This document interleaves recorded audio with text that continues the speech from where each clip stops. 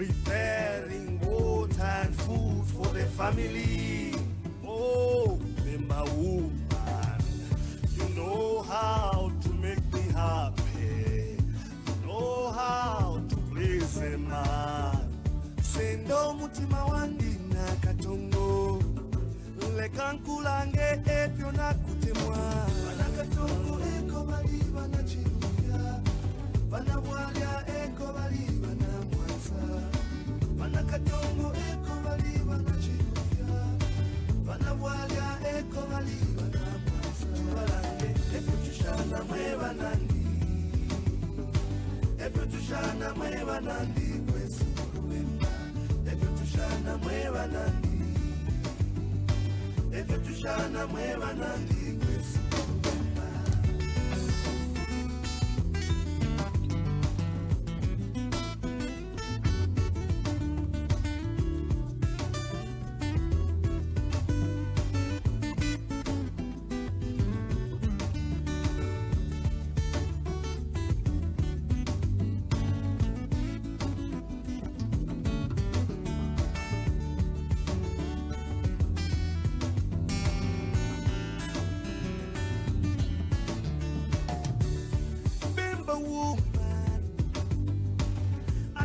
Wait for the sun to go down. Nabwalia nikapachifuba. Let me listen to your beautiful heartbeat. Okufundo mwana wafunde chumulo. Oh my Bemba woman, you got it all. Umo chinchi kuku.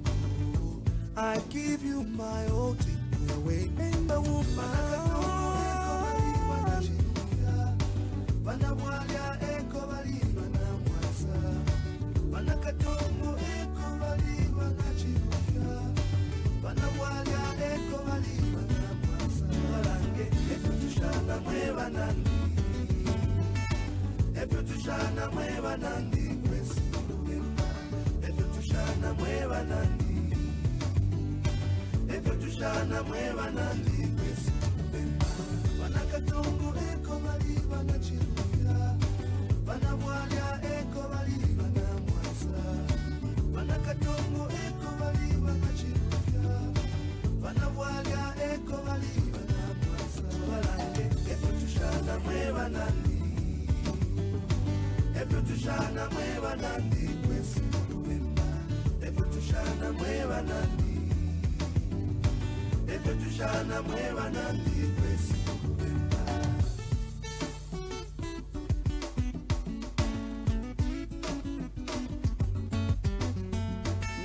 Naseke, natemwa. Naseke, natemwa. Naseke, natemwa. Naseke, natemwa.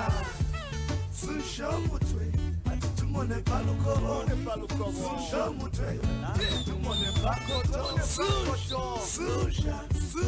Susha. Bekako, bana katongo eko bali bana chirufya, bana bwalya eko bali bana mwanza. Bana katongo eko bali bana chirufya, bana bwalya eko bali bana mwanza.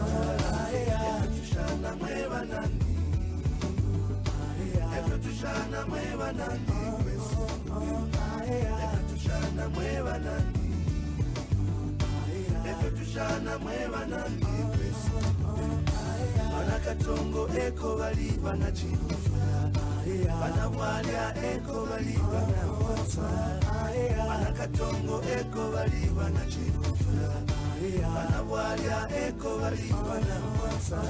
Epyo tushana mwe banandi,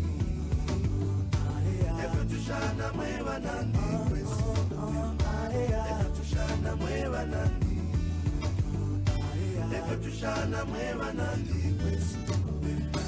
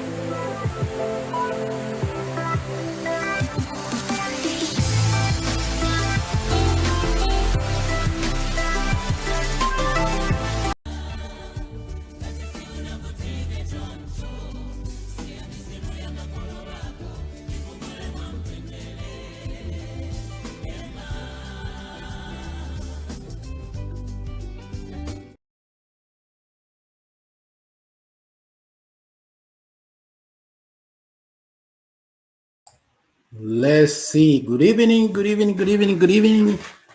This is a Upnd Europe chapter platform. So we give glory to God to be here.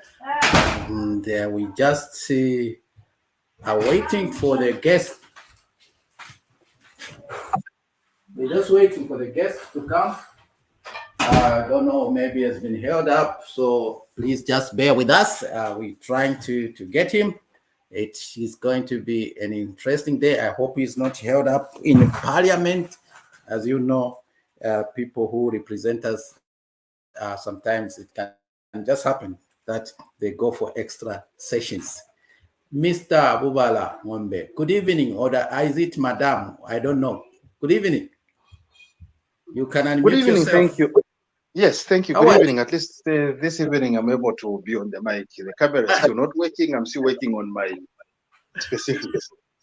But then, Okay. look, if this guest even now is not showing up, they should at least have the courtesy to make mention what is holding them. I mean, they know they have an appointment with us, because with this behavior and come 2026, I'm not sure this is really going to be tolerated.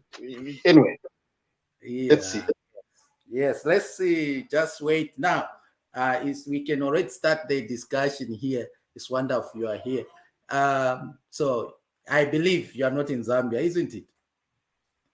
Well, my heart and soul are certainly always there. I'm merely physically elsewhere. Okay, that's wonderful. But you see, all of us, we have so much passion for our country. It's really love Zambia, and I mean, no one doesn't love his own country. Those are our roots. That's where we come from. I mean, most of us who are in Europe, we came here as adults. I mean, most of the people they might have come after the age of 20, 23 and above. Yeah. So, do you miss home? Was that my question or somebody else's question? It's for you. It's for you. It's for you. Well, We are look, still. yeah, of course, certainly. I mean, that's something that's not negotiable, really. I certainly do. I certainly do. Let me just end it there. Okay. But of course, it's always soothing when you hear things are from home, and now, of course, with technology having advanced this much, it's almost like at the Yes. same time, with Z, whatever is happening there, you're able to see it and get sometimes a bit faster in case someone is out of you're able to get things even earlier than some people at home. It's That's it's quite an interesting time to be alive, if I put it that way. I do wonderful. miss Zambia, of course, but time and again you see a picture of how your cow is doing and so on. You soothe your soul and carry on. Oh, that's great. That's great. That is great. I'm just waiting for our guest and also for some colleagues. I hope parallel. I hope you're able to contact him to try to find out what is happening, because I really don't know what excuse one would give for being a Yeah, guest, and I mean that's virtually being late to your own burial or something to that effect, something that's really unheard. I I really find it very disappointing. Anyway, let's hear what he says, then we can agree with him. yes, yes, yes, yes, yes. Yeah. I mean, let's give him a kind of doubt. So we don't know what is happening yet until we get a feedback. Challenges can be anything it's because of distance, but it should be not a barrier. I would just want to welcome Joyce. Joyce, good evening. Good evening. How are you? I'm fine, and you? Nice to see you. I'm so happy to hear your voice. Thank you so much. How are the children? They are all fine. They are doing fine. Busy boys. Oh, that is great. It's nice to hear that. And we wish them well. We wish them health and we wish them success in whatever they're Yeah, doing. God thank bless. you. Yes. So, Joyce, I just want to ask you one question I asked my colleague.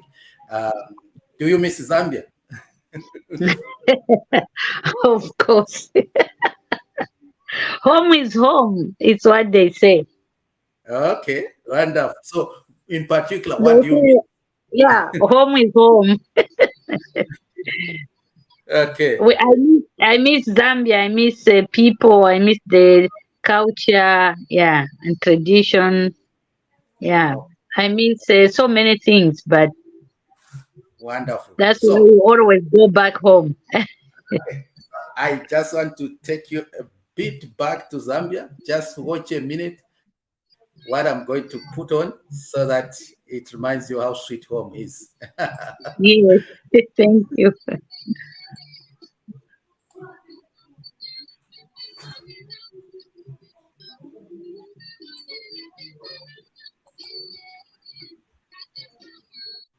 Hmm. Why is doing we have the volume? Just a minute. It's always very interesting when things are provinces in Zambia and has several untapped tourism and agricultural potentials, making it one of the least developed regions in the country. Although the province boasts of having numerous tourism sites such as the River National Park, Ngoni Falls, and the prestigious Komboka ceremony, Leak is going on to increase the number of tourists coming to the province. It is in this regard that Tomorrow Central Member of Parliament, Oliver Mutiki, has invited the newly appointed Zambian High Commissioner of the United Kingdom, Mazoka, to visit the provincial capital, appreciate its potential, and sell it to the outside world. We must invest so much in tourism. We need to grow tourism in Western Province. It's very much underutilized at the moment.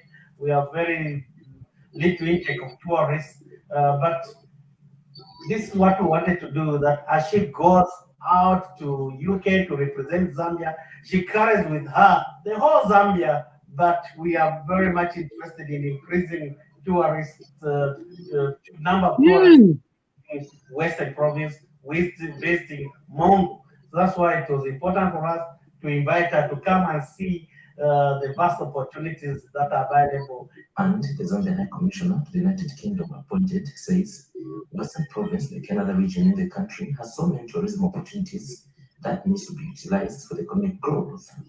The tourism, I think, is a natural one for us because of the kingdom and the Kumboka ceremonies.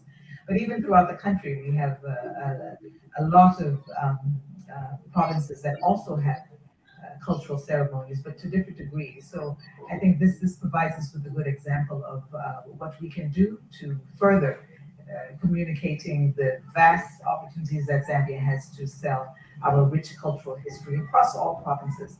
But I mean, look at this. The Great Zambezi River, is right here. So I think there's a lot of work to do as we move forward with economic diplomacy. These are the kinds of conversations that we're going to have. Looking at provinces such as this as an example. The appointed High Commissioner, Chenji Mazoka, and her family also visited the Naima Museum at the Mongaro village, where the tour guide explains the importance of preserving culture.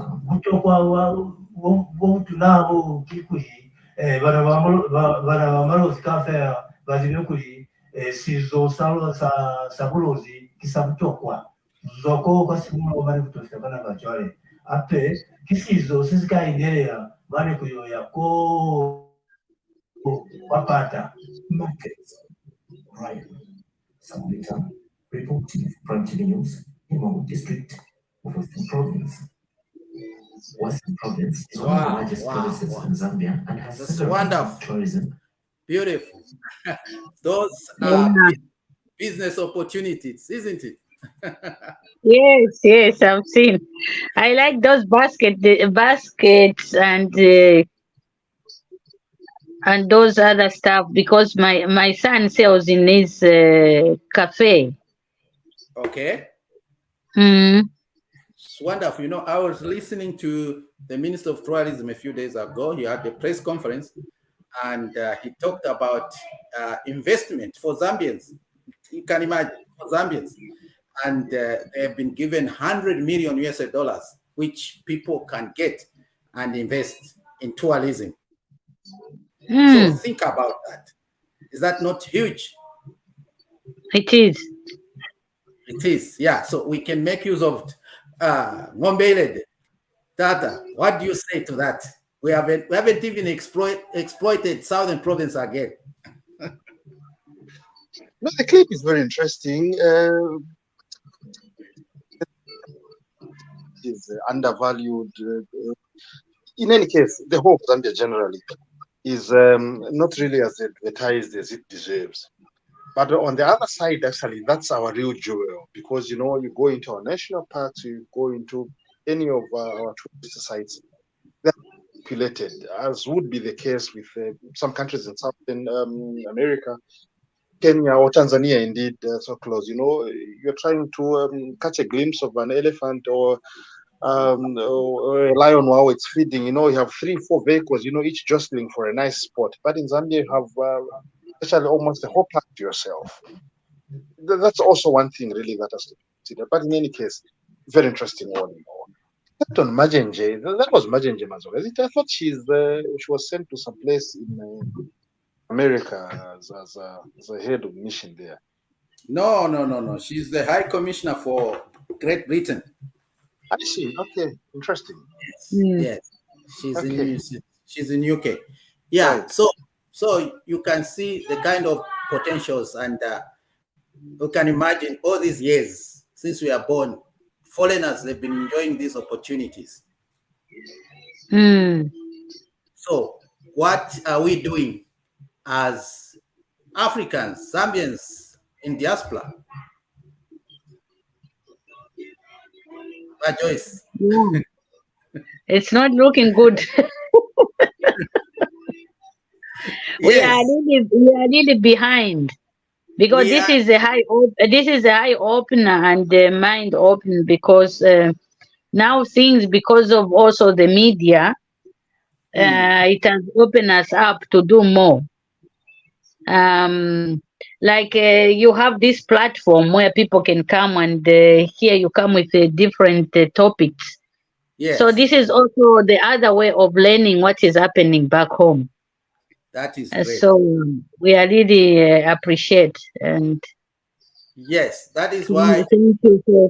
Thank you for bringing up this platform. That's why we are bringing in many different kind of people. I know when they see this, they think, oh, we are political oriented. Why not? It's okay. What is important is that we want to change Zambia. We want to see the development. We want to see the change that we are crying for. It doesn't matter who is going to be affected after this. And that's why we want to bring all kinds of people here who are contributing positive towards national development. We are not just going to limit ourselves to Upnd, but even another person who is doing anything, we want them so that people, they know what they're doing. It's a kind of opening your audience to people. So I'm so excited. It's just unfortunate. I don't want to blow it off. I want someone who is inside it to talk about CDF, and that is why we are here tonight, because a lot is happening. Some of us, we are in groups where people, they are going around Zambia showing different kind of development, infrastructure, roads, schools, and things, farming, agriculture. I mentioned all kinds of things that you never thought of, and that is really something very good, because people now, they will learn. They will learn to say that you cannot sit idle and you expect things to change and to happen on their own. Mr. Ngombelede, do you have anything directly to do with CDF back home? No, as it were. CDF, at least the improved version. I quite honestly hold the view that I think the upgrade was rather too much.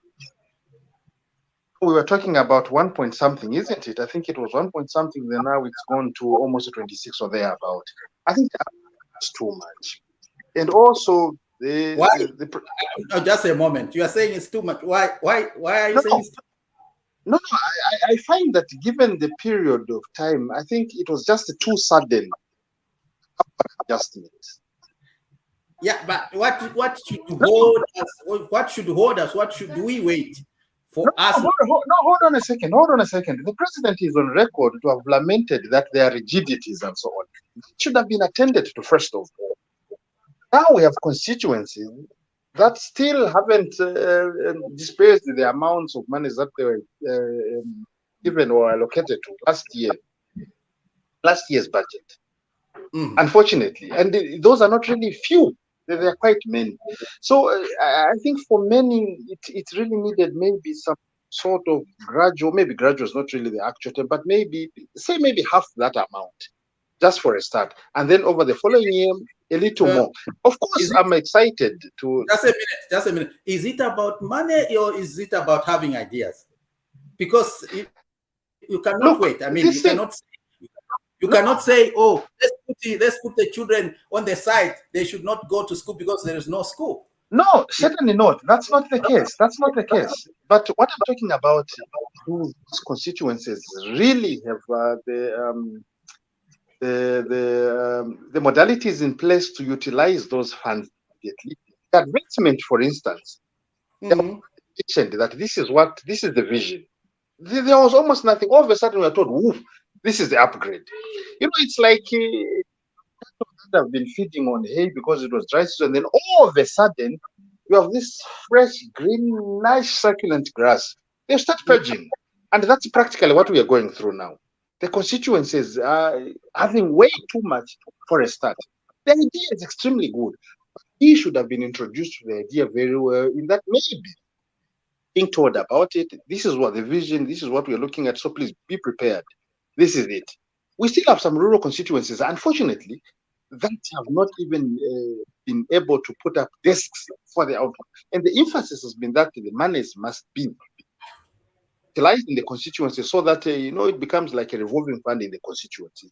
This carpenter goes to pay the one who does, who sells the planks, or who sells the nails that are used in the whole thing. It remains the whole thing. So I still am of the view that the upgrade was too sudden. It's a brilliant idea. It's a game changer, certainly. Certainly is a game changer.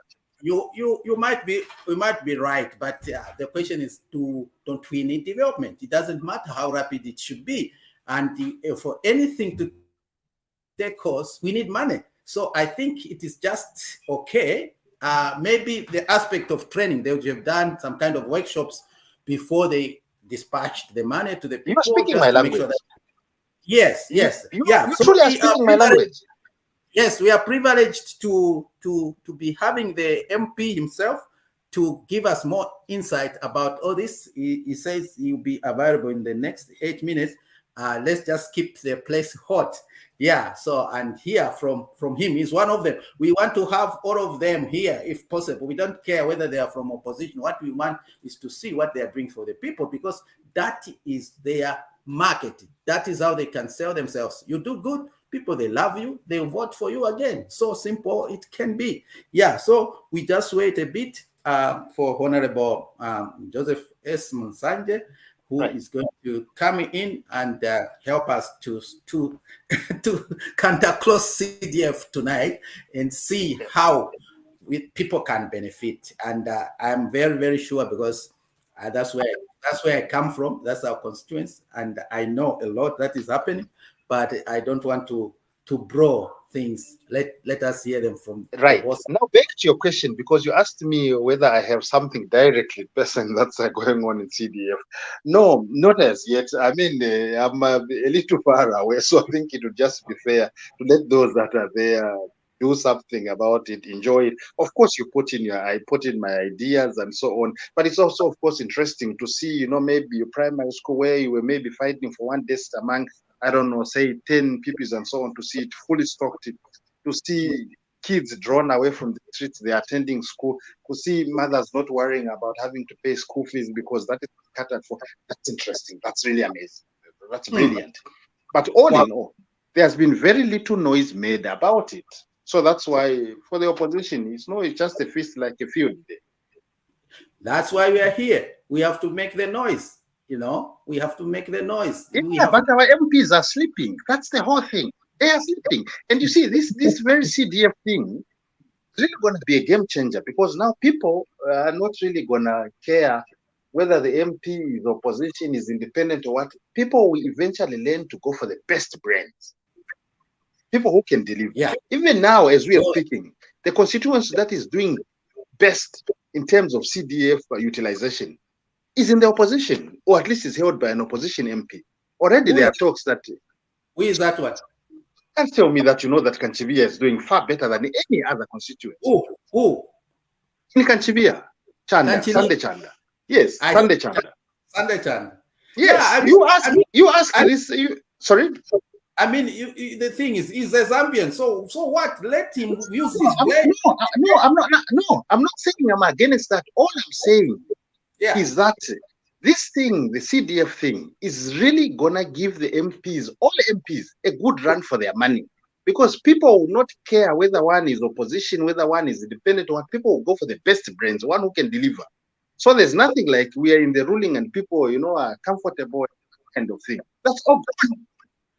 What? But Joyce, what do you take? What's your take? Can you come in? I just want what I'm saying, because CDF. When you talk about, like, for me, I think about those women who have no education, women who doesn't know about what is CDF, and they have remained behind without knowing where to go or where to get money. I just want to know that question, if there's enough information for the people to follow up these things, because some are sleeping. Yes. So that's my worry about CDF. We just hear it's there, but where? Where are we going to get it from? Okay. And how are we going to apply when we don't know even how to write? But we are great business women at the market, doing great things, and we have the ones who have upbringing the presidents. When they were babies, we do those things without even education. But it's just natural talent from God. But how can they help us? That's my cry. I cry for those women. Wow. Yes, you're right. You're 100% right. We need more mobilization. We need more capacity building. We need more inform the people about how to go about it. And that's why we are bringing experts like members of parliament, because it all starts from enactment of acts of parliament. They have to make laws. So for this, it's not just something that you wake up and start doing. No, there's need for a parliament, and I believe those are some of the things we need to hear from the insiders, that they tell us to say, okay, this was done like this is where it stands, and now we are here, and this is where we're. That would be very interesting. So let me just welcome my vice. She's here right away, Madam Nancy. Good evening. Good evening. Can you hear me? I hear you from very far away, actually. It's very faint. You are like we are sitting together inside here in my house. Yes, you have found us in the middle of the debate. We are talking about CDF. So you were talking to our guest. When are we expecting? But yeah, I'm just going to check. I think that the Honorable sent me a message. I'll just check what it is. Huh? All right. Okay. No problem. You're welcome. Yeah. So, Joyce, that's true what you are saying. I was privileged to be in Zambia last year, and I was in Livingstone. I talked to one of the teachers. I asked her, I said, if I was to go now in the village and find out, do people know about this CDF thing? She said, yes, they know. They know about it, even in the lowest, but maybe just not by name, but maybe there's still some information which are lacking, because they have to know how to apply, for example. How do they, all those things, they need help. And I think that's where diaspora can come in and help so much, because we have the know-how. We can help them to create business plans. We can help them to make proposals, and a lot of other things that we can help them. Don't you think so, Joyce? Yes, that would be wonderful. That would be wonderful, because I was talking with some women from Copperbelt, and when I told them about CDF, they didn't even know what it means. Okay. Yeah, because they are really behind in those things. Then I was trying to explain to them. Okay, you hear that? So there's some information somewhere is lacking somehow. I think we have to make a campaign and talk to people about it, so that they can come and get the money which belongs to them. because without them we cannot develop. But they are the ones who are even developing Zambia, actually. Yes, yes. Okay, thank you so much, Vanansi. In another way, yeah. Anything new?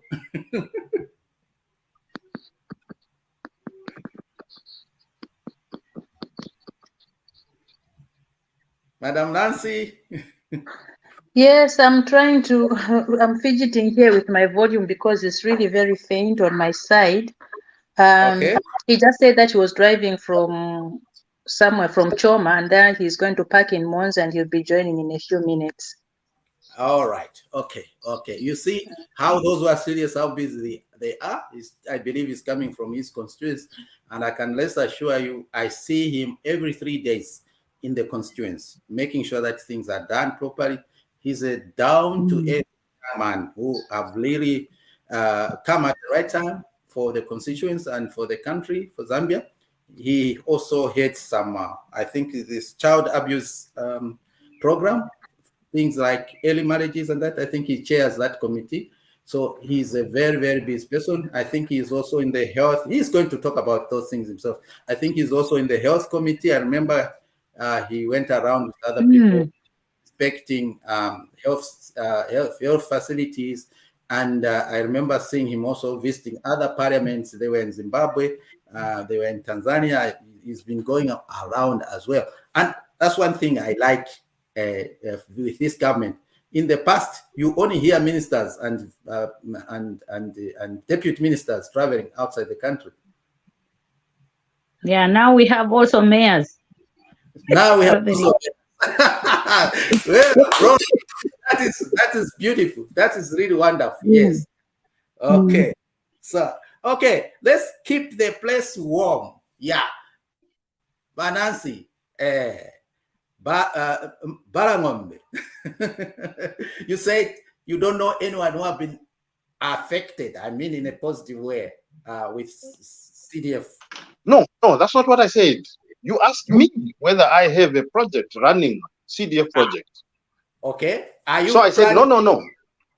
Instead, I'm giving my ideas to people home, those who are really on the ground, because I mean, really taking unfair advantage of you are based here and then you go there and then you want to hijack the whole thing. Also, who are there, they really have brilliant ideas. Also, that's one thing that we should. But, I'm not asking for funny, because I'm asking because very recently we had the COMESA conference, which was held in Zambia. Right. Where the president of Zambia has been elected chairman. Right. And also Zambia is a member, representative member at the United Nations of the Economic Commission, something like that. Yeah. Right. You can have all these opportunities. Now the president said something. He said that he wants to make not only Zambia, but Southern Africa as a bread basket for the world. So I'm asking you, Ngombele, is it not an opportunity, you being a farmer, to come in now and improve your farming?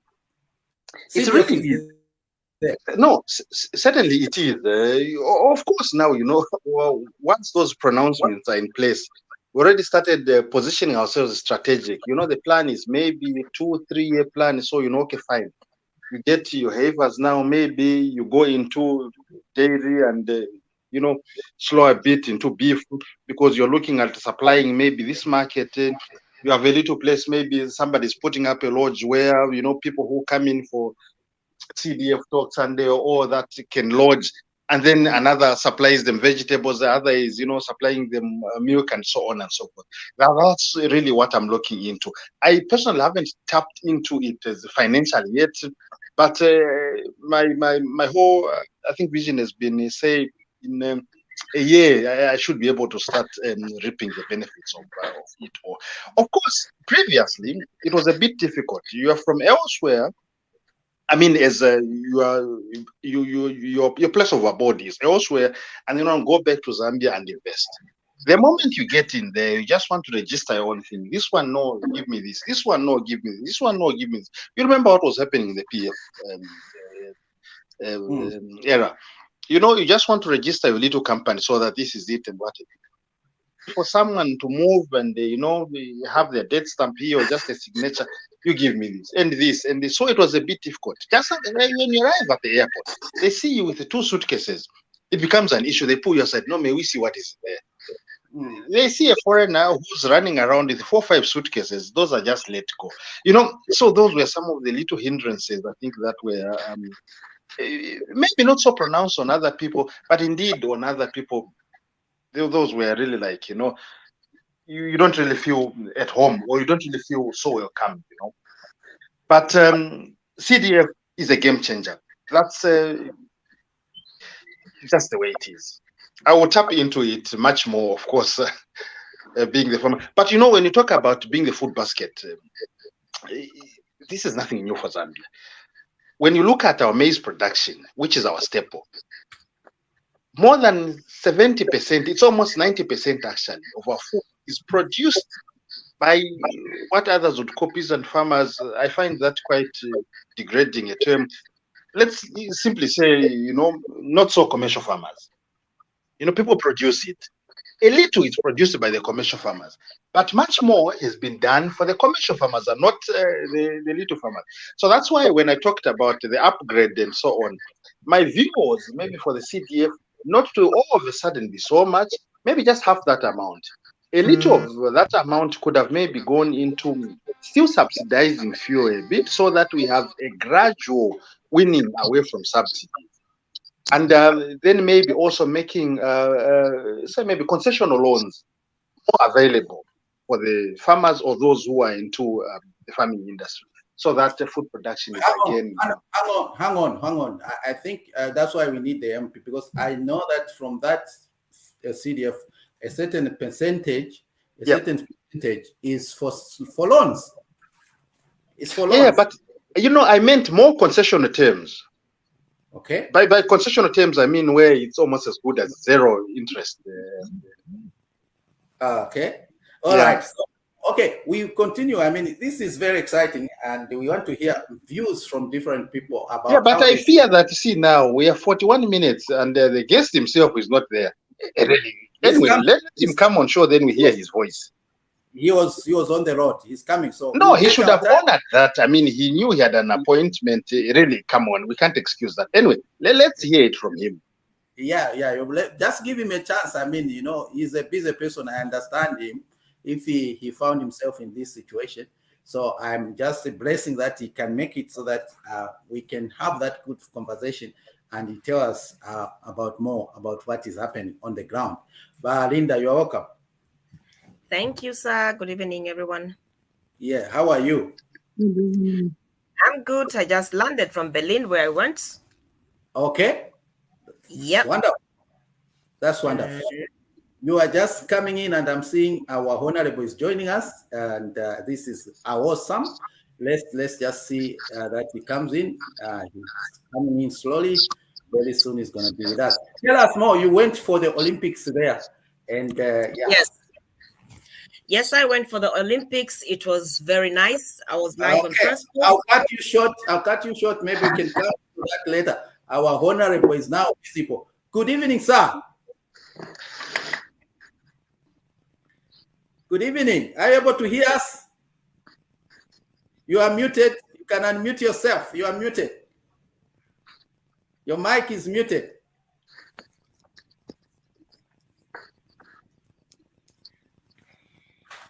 Sir, he's still muted. Try to unmute yourself, sir. You are still muted.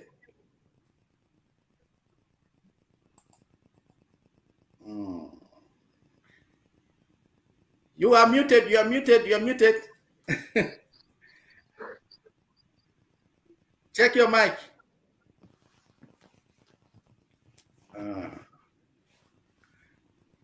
Maybe it's the network as well. He's not hearing us. Vice, please try to get him. It's like he's not coming in with his mic. We shall be getting him. At least he's there. You can see he's clad in Zambia soccer clothes. We are all in soccer fever. You are in Berlin for the Special Olympics. Can you just brief us? How was it? It was marvelous. The we had all the countries in the world present, were participating. And then when we just came, because of our Zambian colors, we had BBC who was interviewing us, CNN, just because of the way we dressed. It was really nice. And then it was so colorful. It was the official launch opening. So that's what I just attended. But for the games, I didn't attend, which started Sunday, Monday today, and they are going vital. Okay. The only disappointment we had, as the supporters, we wore attires presenting our Zambian flags. You will not finish this tonight. Honorable, are you able to hear us now?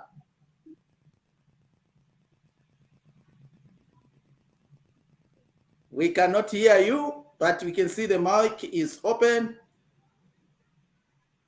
But we cannot hear you, sir. It's a big challenge there. I don't know what is going on. Yeah.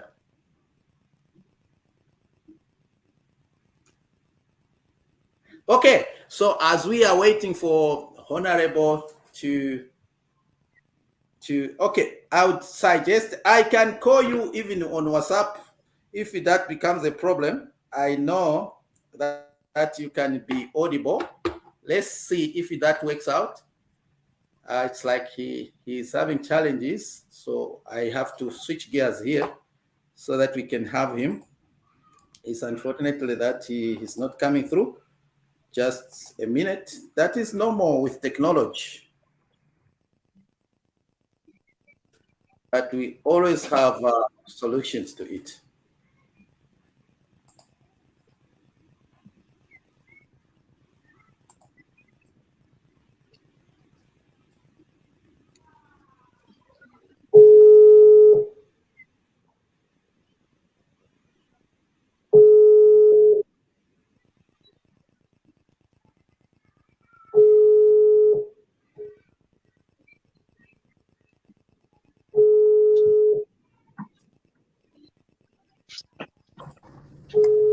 Hello, Isaac, can you hear me?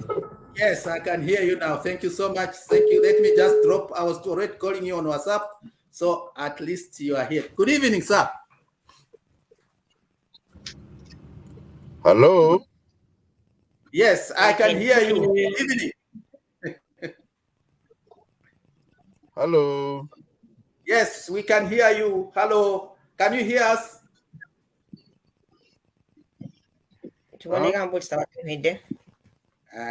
He's not hearing us. He's not hearing us. Oh my goodness. Challenge, big challenge. Can you hear me? Yes, we can hear you. Can you hear us?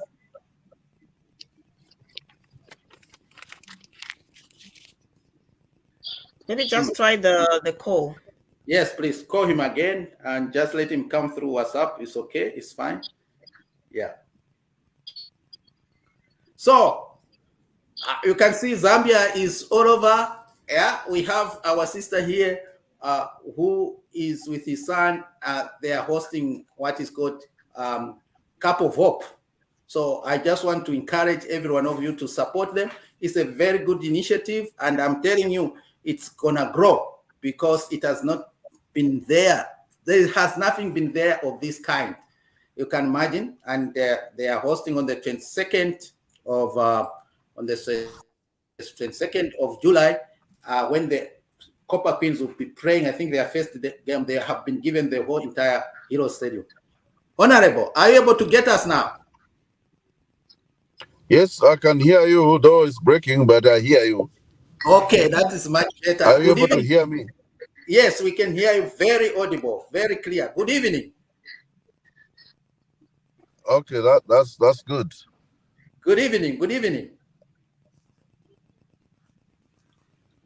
Can somebody else speak also, so that I know whether the problem is with you, Isaac, or it's with the others? Good evening, Honorable.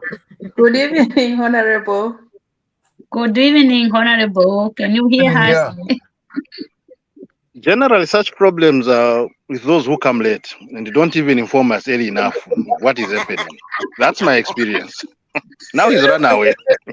Honorable, come back. We need you on the table.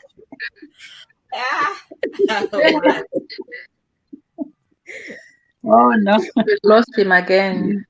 I've lost him Disappeared. again. Alinda, just call him and tell him that let him come through WhatsApp. He's here. He's back. He didn't have a challenge. I don't know how good the network is in Southern Province. Yeah, I don't know whether it's Monza network because we just packed in Monza to do this interview. So it seems like the Monza network is not as good as it should be. Yes, all the same, we are happy. It's happy to see you here. And I know you are having a very busy schedule. I believe you are coming from MBABALA constituency right now or attending some meetings. Yes. And you are welcome to the program. Thank you so much, Isaac and Tim. Thank you so much. Very excited. Yes, please, just go ahead. Yeah, I'm very excited. Yes, I'm very excited to be to join this team, and I look forward to a very good interaction. I do very well to be asked specific questions of areas which people would want me to cover, and then I can be able to cover those areas. Wonderful. So we are just going to make it a normal discussion, sir, and you'll be able really to help us as a lot. As we saw on the flyer that we made, actually the whole topic is about CDF, and we want to tackle it so that people they know about this CDF. It looks like people they don't know. But before we go into that, just briefly, please introduce yourself to the audience so that people they can know who is Joseph.S.MUNSANJE and what is he doing and all what it has to do with you. Yeah, thank you so much. Of course, my names are clear, JOSEPH.S.MUNSANJE, born in Macha, in MBABALA constituency, and at Chief Macha Chiefdom, and I schooled in Namwala, Banga Primary, and also came to St. Mark's and Choma, Mapanza Chiefdom. Then from St. Mark's, I went to Unza. I did a Bachelor of Social Work in the first degree, and I went back, did a Master of Gender Studies. Then I worked a bit, then went to Cambridge, where I did a Master's in Development Economics, and continued to work, and now I've done a PhD in Management Studies. Then I've been in the civil society, working with the non-government organizations in the area of healthy and related development work, mostly development work. So my first job was with Child Fund, where I worked on the child programming in terms of nutrition, health, education, empowerment, and the like. And then I went on to, of course, at some stage I taught at UZA, and wow, his network has let him again. Let's hope that he can come back. He can hear that rich history. We cannot afford to miss. If you are Joyce. Yes, of course. Yeah. Yes. We want to get all information so we can share to our people as well. Yeah, that's true. That's wonderful. And we will definitely try our best to bring other members of parliament on this program so that they can always explain to us what they are doing. It is something about. Yeah, sorry, we had lost network. It's fine. All what I can say in that area is that I've done almost 30 years of various development work, working with the Care International, Site Savers International, CBM International, what's the other one? Habitat for Humanity, SOS Children's Villages. So I've been working in that sector, children, health sector, and general development work. Yeah, until when I That is so an interesting moment, and the internet in Monze is letting us down. When I see all this, I always think business, business, business, business, to take some solid internet back home. Yeah. So I was just talking about soccer. Joyce here, as you see her, they are running a cup. Please, let's support them. She was on our program last time, and it was awesome with the son. So we make use of such opportunities and to connect people, to make connections as well, because sports is so uniting. You can imagine people, they forget about their different various divisions or whatever they have. So please, let's support her. I'll be throwing the account where you can put in something just to help and make this thing grow. It's an awesome thing. The vision is very great. So, sir, Honorable, you are back. Thank you so much. We can't hear you now. We cannot hear you.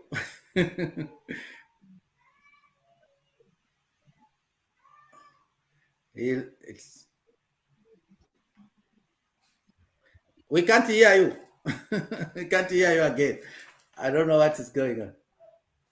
But the mic is on, but we cannot hear the voice.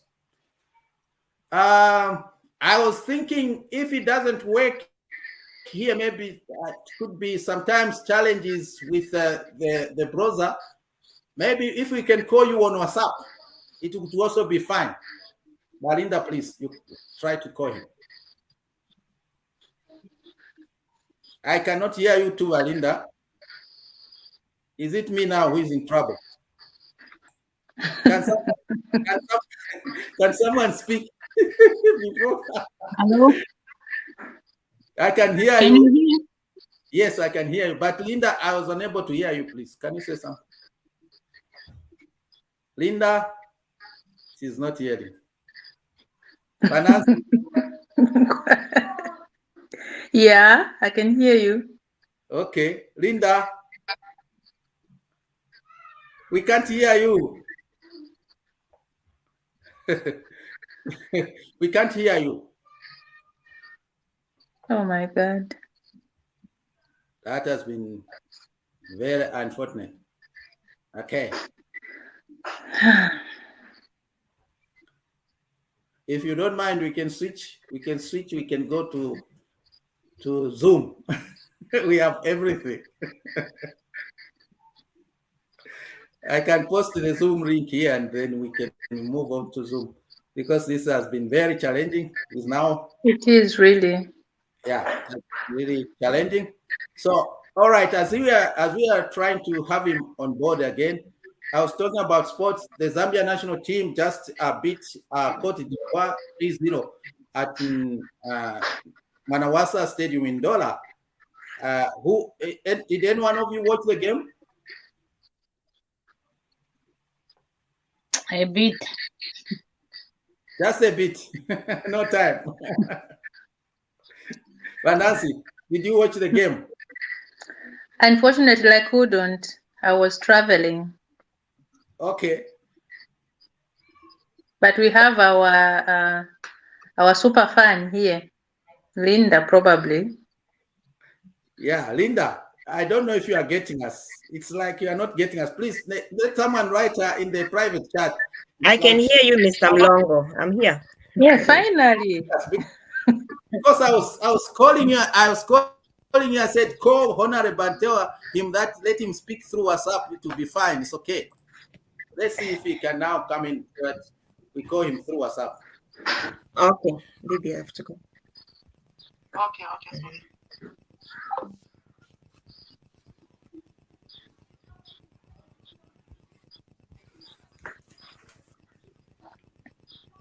Who is the ISP in Monze? We have to find out. Yes, I think that information is important. Yes, we need to, let's take technologies, the strong technologies, and to help our nation. I mean, we have been here. These things are there. They work. It's the same thing. I don't have the number for the honorable. Imagine, I only have for the one I handed over power to. But Nancy, please help me send her the number. All right, let me just do that now. Yes, please. It was almost getting interesting, and there we go. We cannot get him.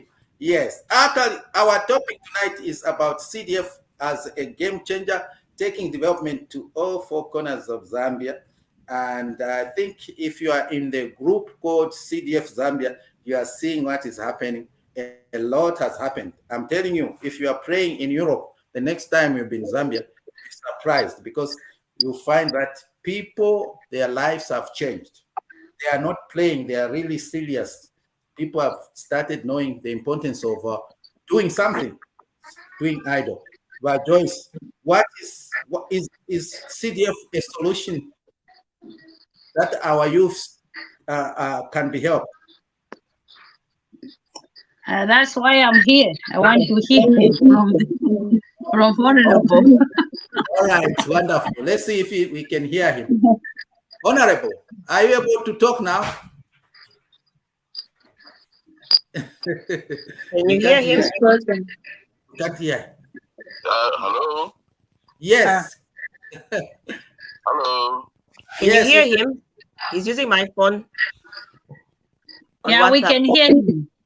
We can hear him. Okay. So you can go ahead, Honorable. Something, you can go ahead, sir. Okay, yeah, so I guess we can pick it up now. Yeah, we were just talking about development work experience, so maybe instead of, we can now go into the actual CDF matters to try and save time since we have lost time. So my apologies, I was traveling, I'm still traveling, so but that's the nature of our job, so we're used to this. It's nothing new to me. Yeah. So, Honorable, we are not getting you. I was suggesting. He's using my phone. I've connected him to my phone. I see. Then tell him to just switch off the video to stop the video because there is a glitch. Yeah. All right. Yeah. Okay. Please. Let's go ahead. No, we said you because we are also reconnecting on the link, so we thought we just concentrate on the phone. Okay. Yeah. Okay. That's fine. I'll do that. So we cut out the link. I leave. You leave, then we can just use the phone. Okay.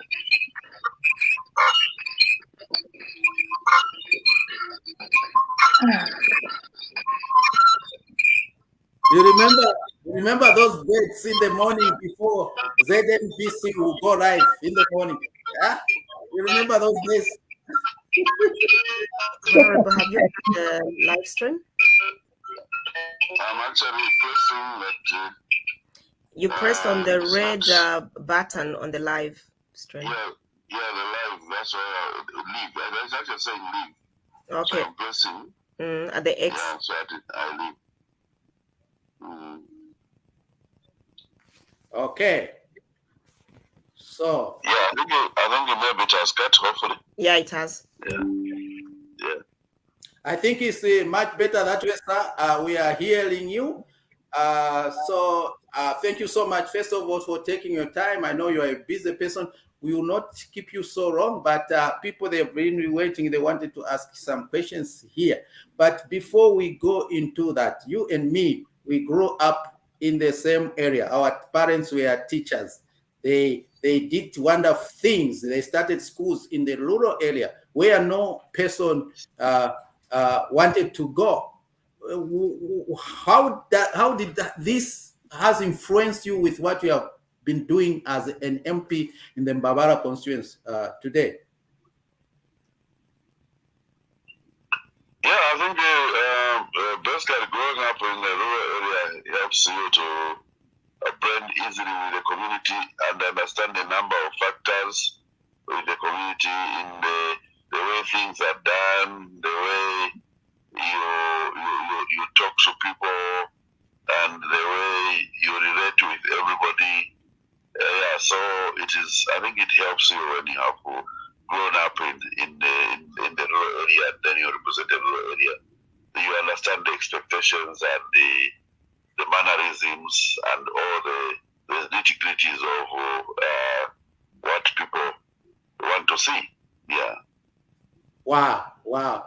My goodness. I remember in 2011, I was in Zambia and we met accidentally at Pamoza Hotel. And you told me you had ambitions to be an MP. Has the dream now been fulfilled? In 2011, I still remember. Yes, very true. The dream was fulfilled in 2021 when I got adopted, and that dream now became a reality that it was going to happen, because we knew definitely that we were going to win, and we were going to also win the general election. And so that dream came true. Wow, that's great. I know. So from way back from our Onzaso days, and of course years back when I saw the social problems around my area. One time I was escorting my late elder brother, late Kembia, when he came to visit in 86 or no, 90, in 1990, when he came to visit, and I was still in secondary school. And then we were walking. Those days, the road was very bad from Macha up to Miove, and there was no tarmac the way it is now from up to Choma. So as we walked, he came there, mentioned that, these things, when we come back, when he comes back, we should go into politics and become transport minister and push to improve this environment and the like. And that got me started thinking about politics. That, it's from the political angle that you can actually push these things. So I started looking out into politics because I saw the challenges I was experiencing in the village. And, that pushed me even when I went to Onzaso at Onza. That's how I ended up in Onzaso, because I knew that for me to change anything at the university, I needed to be in Onzaso where decisions are being made. And that's the same thing that I brought to the conference. No. Wow, that is great insight about what someone can become. Very, very interesting. I think we are learning something here. So, Honorable, we are here today for a special occasion, and we want to hear from you really as being one part of the whole thing, the CDF thing. But before you can dive in there, I just want to ask one more question, and then I'll let others also come in. The whole of this CDF Constituent Development Fund, it is all because of the Decentralization Act. Could you just give us a few things that we need to understand concerning the Decentralization Act? Could you come again on the question? Could I give what? I'm asking about what is the Decentralization Act, because I believe it has something to do with that we have now CDF in rural areas as well. Oh, okay. I think we have, yes, the Decentralization Act, which is quite an old act actually, which was passed in the calendar days, but we have not implemented it as a country in reality. We even have a directorate for decentralization, which has not moved much. But with recently, the new Dawn government passed the decentralization policy and devolution policy and guidelines. So those two have added impetus to the way things should be done in terms of decentralization and devolution. So this is, I think, one thing which really is going to help us a lot, because then it has given guidance on a number of things, how they should be treated, in as far as removing devolution, removing power from the center, to the periphery, and that is going to help us a lot. And I think it's to do with also the president is actualizing these things, also having grown up in the village. He also understands the challenges which the periphery has, the villages have, and that's why he's been able to actualize these things to actually happen.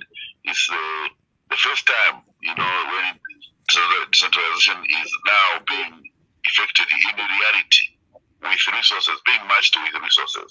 Previously, it's been a lot of talk, but without matching resources. And now we've got matching resources, which is really an excellent thing. Wow, wonderful, wonderful. So, I mean, it's very nice to hear that, and we are really excited that things are happening, not only on the money side and all what we hear, but also there are some acts of parliament that are being worked on to change things in Zambia. Now, sir, most people, they are interested in CDF. What is CDF to start with? Then I open the floor for others to ask questions. What is this CDF? Some of us, we are very far. We want to understand it, how it works, how it has impacted people, how it is changing lives. But briefly, just define for us, what is CDF on its own? Yeah, the CDF is an acronym for Constituency Development Fund, which is derived from an act of 1995. That is the first act of CDF in Zambia, or 1995. And then it was amended in 2018. And we have the CDF guidelines of 2022. Yeah, Barinda, you're muted. You try to put a bit the volume louder. Okay, I was just trying to connect him to the sound box so that it can be louder. Okay. Go ahead, Honorable. Okay. Yeah, so I was saying CDF is an acronym for Constituency Development Fund. So it's focused on the constituency growth. And it is an act of 1995, amended in 2018, and with guidelines which were put in 2022. And it's also complemented by the World Development, I think it's the Local Government Act, which has got the WDCs, so the World Development Committees, in there. So it's complemented by that act. And then there's been a lot of several other memos and guidance on a number of things, which I think also now almost deserve to go into the guidelines as well on a number of things. Yeah. So I think when it began, during the Chiluba days, in 1995, it was an idea which, of course, between Zambia and Kenya, I think there were discussions, but Kenya took it very fast into an overdrive, to the extent that in Kenya, where our team went for a learning experience, in Kenya, the constituency office has got a full delivery team. The MP has got a full delivery team. A project manager, an accountant, a procurement person, and the like. So each MP has got a full delivery team to deliver for the constituency and the like. But here in Zambia, the delivery team is the council, so it's housed at the council as a delivery team. So whilst the process demands that each zone, a zone is a polling station. Basically, a zone will elect a representative who form the WDC, or the World Development Committee. And the WDC has got the zonal representatives plus the one education representative, an agriculture, a chief representative, and so that forms the World Development Committee. And that World Development Committee sits down to receive all applications from the zones. So they will receive all the applications for community projects. They will receive all the applications for the education bursaries. They will receive all the applications for the skills. They will receive all the applications for women and youth club grants. They will receive all the applications for the for the loans. And they will make their minutes and take their minutes to the Consular Development Fund, the CDFC. And then the CDFC will make a selection, approve or disapprove all those applications, and then make a project list for the community projects, for the grants, for the loans, for the bursaries, for the skills.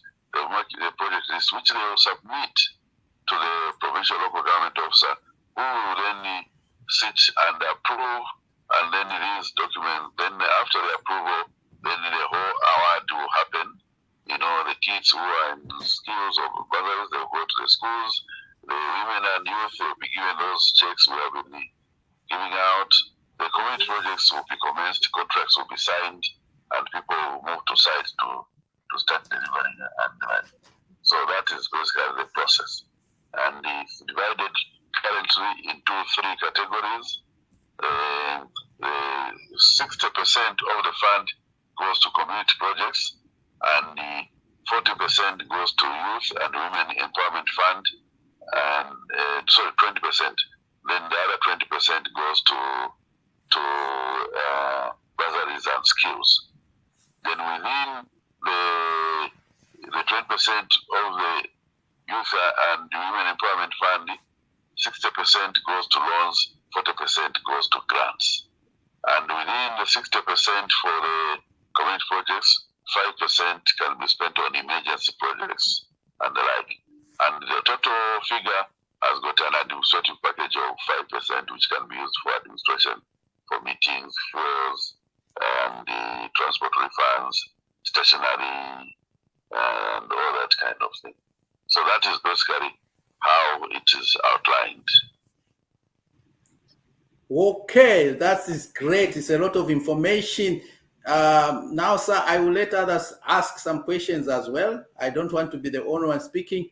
I think many people, they want to ask. People who are on Facebook, please, who are on YouTube or wherever you are watching us from, please take opportunity. We have a chat there. You can ask your question and it can be beamed here.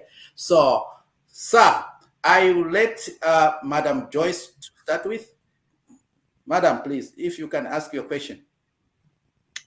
Yeah, good evening, Honorable. My question is, first of all, I want to introduce myself. My name is Joyce. I have an NGO called Namombo Foundation. I'm the CEO. And we have activities in Zambia. We learn football, youth football called Cup of Hope, which is going to be held in at the Hero Stadium in July on 22nd to celebrate the Copper Queens. But my question is, because is it possible for us and NGOs to apply for CDF, because we are also doing development with the youth? How can we come in? That's my question, because I've tried to find the ways, but I don't know how. So this now is my opportunity to ask you, how can we come in? How can we get funds for this activity we have in our NGOs? Yes, NGOs can apply for a number of projects.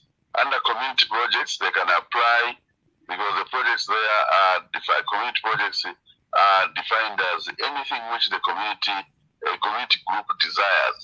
A community group can be an NGO, it can be a chiefdom, it can be a village, it can be a school, it can be a clinic, or anything which a community group desires. They can apply for a community project. And the community projects range from health, education, recreation, agriculture, nutrition. All those projects are allowed. For example, there is nobody who has ever applied for recreation activities. You know, meanwhile, they are allowed under CDF to put recreation activities, put gyms, to put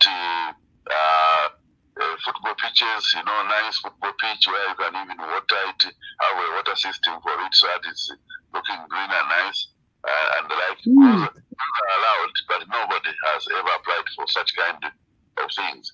Every day what we receive is clinics, schools, and the like. You can apply for bus stops, you can apply for markets, you Wow. all allowed and the like. Then they can also apply, because it's a club. If you have a club, you are also allowed to apply for what do you call it? This a loan. They can apply for a grant up to 40,000. They can apply for a loan up to 200,000. Today, though not to preempt, we have already just approved the Macha Sports Club, Macha United Sports Club. We have approved. They applied for 180,000 for a loan, which we have approved for them today for the meeting. And also we have they can apply for the loan or for a grant and or a community project. So they qualify under all three categories to apply for different things. Okay, wonderful. Yeah. A wonderful answer. I'm really happy to hear that, because normally our project is like a pilot project. We travel from one district to district, because in future I want to make a national cup for our youth. So, for example, I want to come to your constituency, because normally we deliver some footballs, medals, trophies, and then we find some coordinators within the district, and then we can apply from there as well. Yes, you can apply and the like. That can easily happen. And if later after the interview, you can also get to me on the sidelines, so that we can discuss more on some of the things we're doing in the area of sports as well. Because there's the sports festival, which we started some time back. Last year we had it, and this year we want to add a number of things. So it will be a good opportunity for you to join us this year. Maybe it will be late this year for CDF, but we can start with what we have, because I already have a number of jerseys and a few balls, but we can partner. You can also bring it from there. Then next year we can add you to the CDF applications for different things. Yeah, thank you very much. Yeah, we'll talk about it next year. We can come, because I'm based in Denmark, and we have a company which gives us footballs every year. Like sometimes they give us 200, sometimes 100. Yeah, then we come with it every year to Zambia. Wow. Wonderful. Thank you for the answer. I'm really happy for that. You see, that is very, very wonderful. That is great. Now, Vice, you are challenged. So please come in. Yes, we are coming. We are coming. Yes, Vanas. You can come in, please. Yes, Honorable. I have a question on, and I would like to find out on. There are a lot. Okay, I'll put it this way. There are a lot of myths and misunderstandings about CDF. And one of those myths that I've got is the project proposals that applicants have to write before they can access the CDF. Is that true that they have to write a project proposal? Because some of our people are not able to write, and they get frustrated before they can actually access those funds. Yes.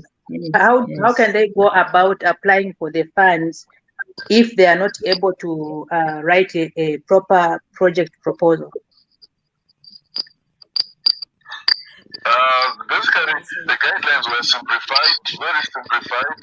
There is a form which the people who are applying for loans, those who are applying for the grants, there are forms which they have to fill in, and those forms they are able now to do. I guess they are able to fill in those forms. The whole idea is simply to be able to ensure that the person has put thought to it, and not just we have seen applications where people just put the final figure to say I want 100,000, and they just put the final figure. They have not put all these other components where it says what do you want to do, what is the planning, how much will it cost, how much profit are you going to make, how many people are you going to employ, because the idea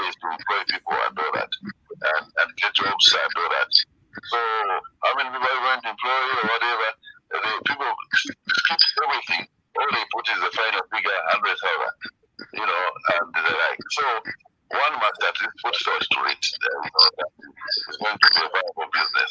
And what we have said is, if you can't, you either get this to consult somebody, or you come to the consul's office. And the consul's office have trained my people to be able to help, one to do things correctly. Yeah. Oh, wonderful. The consul's office is also able to help people to basically go through these various processes. And if I can just make a follow-up question, Honorable. I don't know whether it is just in your constituency, but I know of some constituencies, or I know that you can not answer for them, but that people are still not able to access the funds. Even when the funds are approved, people do not get the money immediately. It takes a very long time. Can you probably shed more light why that is so? Or it is just in different constituencies? In yours, it runs differently? No, it's the lengthiness of the process. Yes, I agree that it takes very long to access the money. Because, for example, last year for the loans, the grants, we were fast at least to give them much earlier. But for the loans, the guideline only came out in November, and this is how you are going to give the guideline. So people applied at the start of the year. The guideline was given in November, and after the guideline was given in November, now even the proposal form came in January. People had to do now to complete the proposal form to transcribe what they had put in their personal proposal into the guideline. After they did that, then there was a process of vetting by the bank. So those were sent to the bank, and the bank did the vetting. The bank only finished vetting in April, and when they finished vetting in April, then that's when the list was sent to provincial local government officer for approval. And after the POGO approval, it comes back to council finance now to send money to the bank, and then the bank to sign agreement forms with each one of the beneficiaries, and then also the beneficiaries were told now to open the bank accounts with that particular bank, not another bank. So, and then they sign agreement forms. So we ended up only giving these loans on 1st June from last year. And this year, we are back to that process. The people applied, they applied in January, February, March, they were applying, and we have only finished the shortlisting now, and now the list has to go to the bank for the bank to do their due diligence. After the bank does their due diligence, I think most of this coming month of July, most likely we are going to be giving out these loans in August because of the various processes. So the processes are quite lengthy, and combined with the other cultural issues, you find that in the way I've said, it goes right now. For example, we finished. People have to compile the whole list of all the loan agreement, the loans which we have approved and the grants. After that, send it to provincial local government office. Provincial local government office for approval. Then they go to the bank. The bank does the due diligence. Then they have to ensure that they have all opened the bank accounts with the bank. After that, they have to sign agreement form with the bank. Then it has to go back to the council to transfer that money to the bank, and then that's when those people can receive the money. So there's always these lengthy processes and the like. Yeah, so that's where we have a delay. And last question, Wache. No problem. Is there a way to shorten this process, or if not, are the people aware of this process? Because that is very frustrating for them. They don't understand that there's this process in place that has to be followed. So the conclusion usually is this CDF is not working, or we are not given the money, or this thing was approved, but we have not gotten the money. are people aware of the process, and is there a way to shorten this process as we are getting accustomed to CDF processes? Like in your case, obviously you know where the glitches are, you know where you can seal, you know where you can shorten. Is there a way to shorten, and are people aware of these long processes and how long they have to wait? Yeah, the people, first of all, have been sensitized that, we as human beings, we are not very tolerant to these issues and processes. So the sensitization is a continuous process. Almost every meeting we have with the community, we have to explain the same things over and over. And the like for people to be tolerant to it, and the like to happen, and the like to give it time. Because ideally, for example, all the loan applicants, the technical appraisal team should have visited them to check, and the like. Now we've got almost 200 applications, and in a vast word with very poor or no roads in some areas. So the whole process of technical appraisal becomes a fallacy. So instead, we just end up inviting people to the conference office, discuss with them and see the viability, and then we move on and the like. So we are explaining these things because you cannot cover going to their homes, all of them, and the like, or business points and the like. So this installation has to continue. But in terms of shortening various processes, yes, certain things could have been done to shorten these processes. The easiest and the best thing would have been to house everything in the consul's office, and then just the consul's office hires services maybe from the council for its work and the like. That way would be much efficient and much faster, because when you sit from the consul's office, you will be going directly to implementation and the like. But we understand these are public resources. Yes, they have to pass through these various channels of the council. In the council there is audit department, there is the procurement department, there is various departments, there is engineering. So each one of them has to look at the different aspects of what the project is all about. So that is it. I think the good and the bad side. The bad side is that these are public resources. You have to undergo due diligence at every stage and the like. And so it slows it down, but we hope that process can result in something good. But it's moving. It's slow, but it's moving. The number of achievements have been attained, So with these achievements, a lot is happening. I think, for example, from the 2022 grants, a lot has happened with some of the groups we gave. At least almost 70 or 80% are doing very well. They have expanded their businesses, and even the ones we have given, a lot are moving, so it's really good.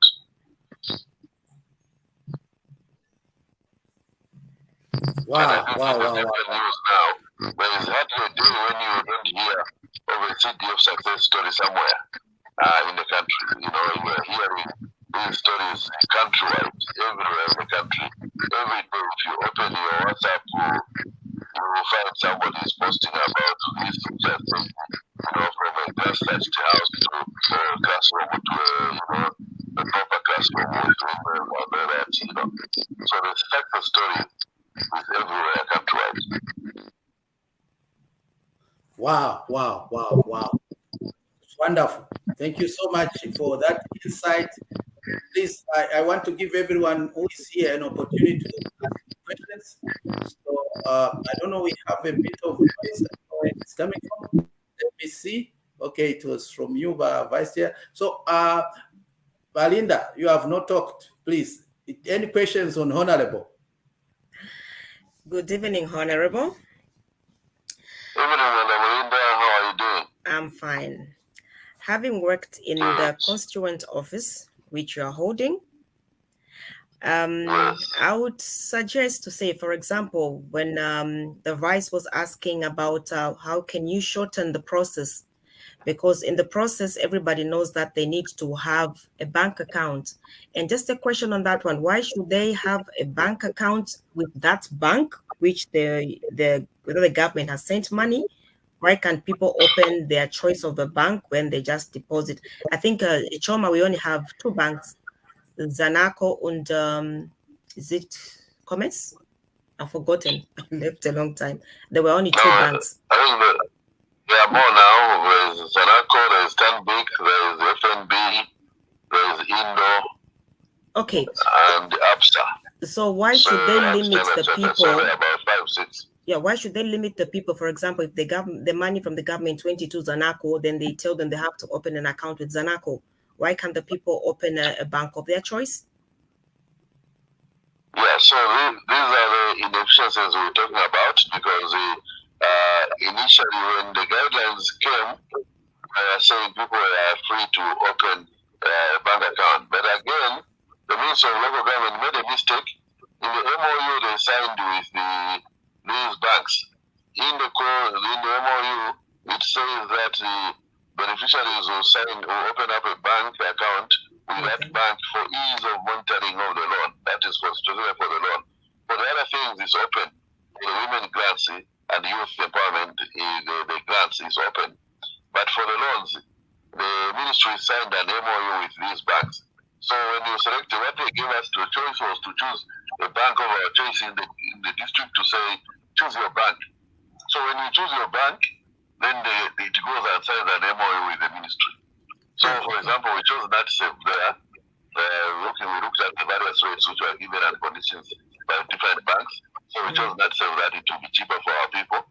But when NatSafe goes ahead and signs an MOU with the ministry of local government, and in the MOU there, they put a clause that all the beneficiaries will be holding an account with NatSafe for ease of monitoring, so that NatSafe can see the daily returns for each one of those loanees and the like.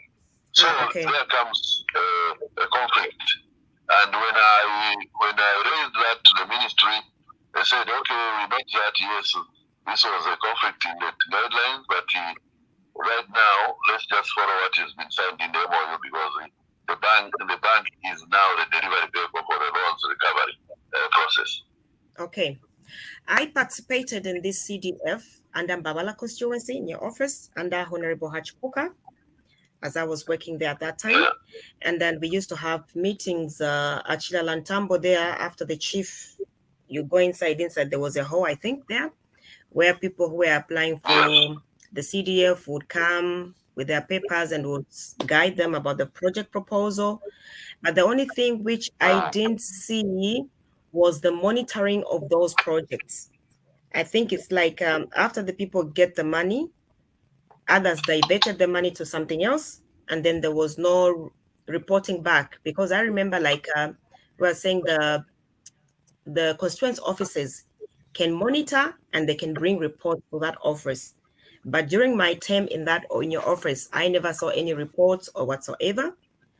So maybe for the easier way for you people to know that this money you are giving the people is working according to what they applied for is a close monitoring, just like the other minister, whether it was a minister, is going around district to see where they are not working and what they have done.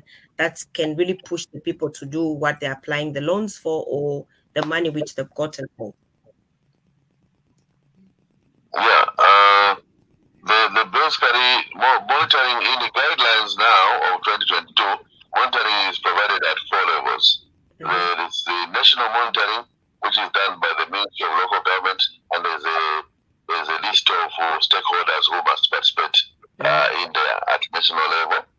Then there is monitoring which is done by the provincial level, and that is led by the provincial local government officer with the various provincial technical advisors. For example, the PACO, the provincial agriculture coordinator, provincial livestock, provincial education, provincial health, and the like. Then there is a district level monitoring, which is done by the member of parliament, supported by the district education, district health, the chairman, heads of department of the council, and the like. And then there is a ward level monitoring, which is supposed to be done by the WDC, led by the councillor and his team at the ward level.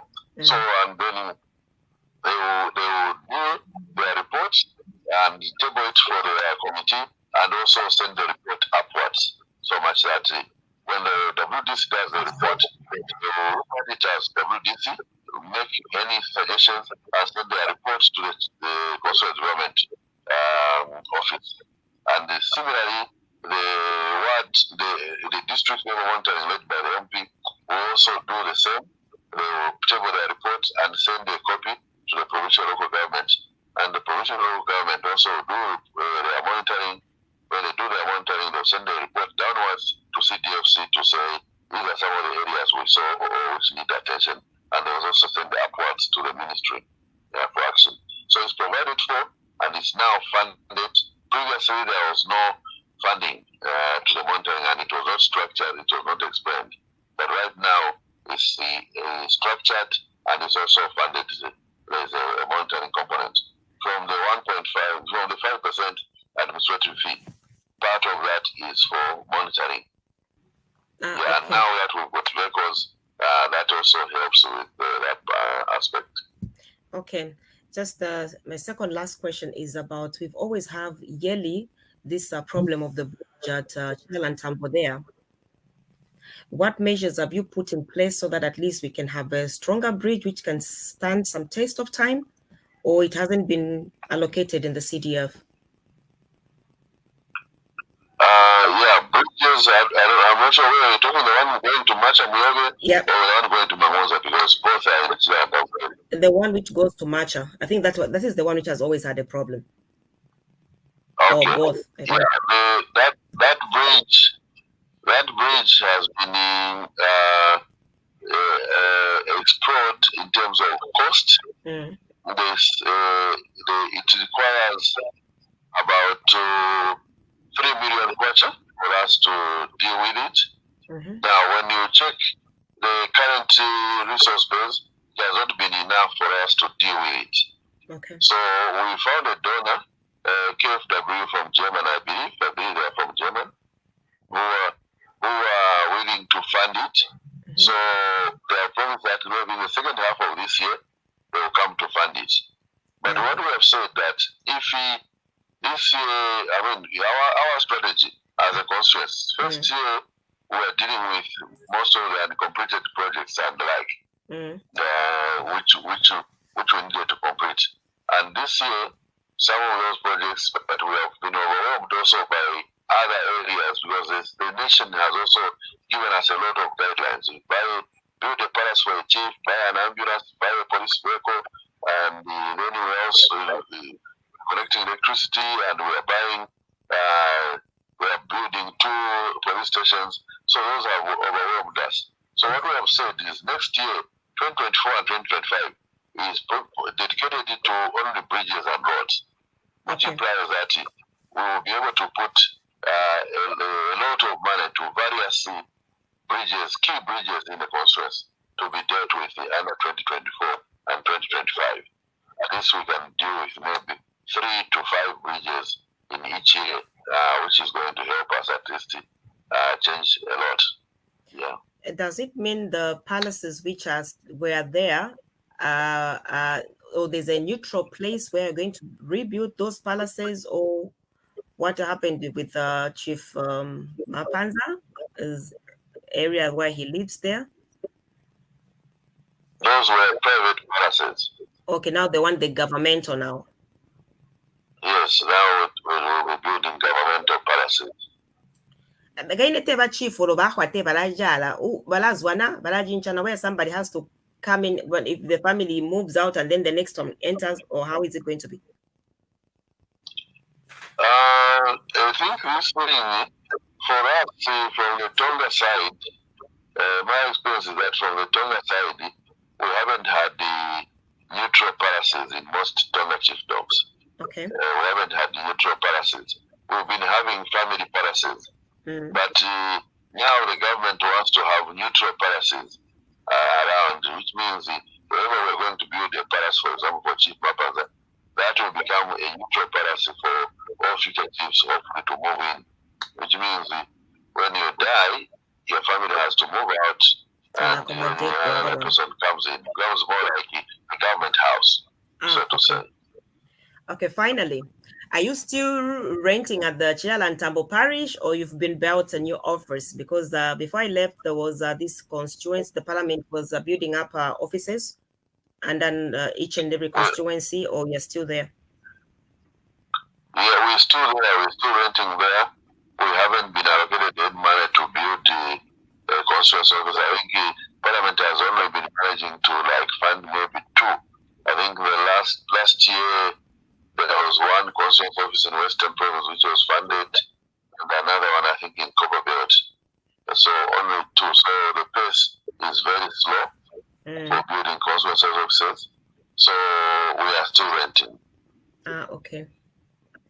No, Ndalumba. And then I built a house at Chief Mapanza. There's a small house in the yard. That was my house to be because I was sleeping in the office at that time.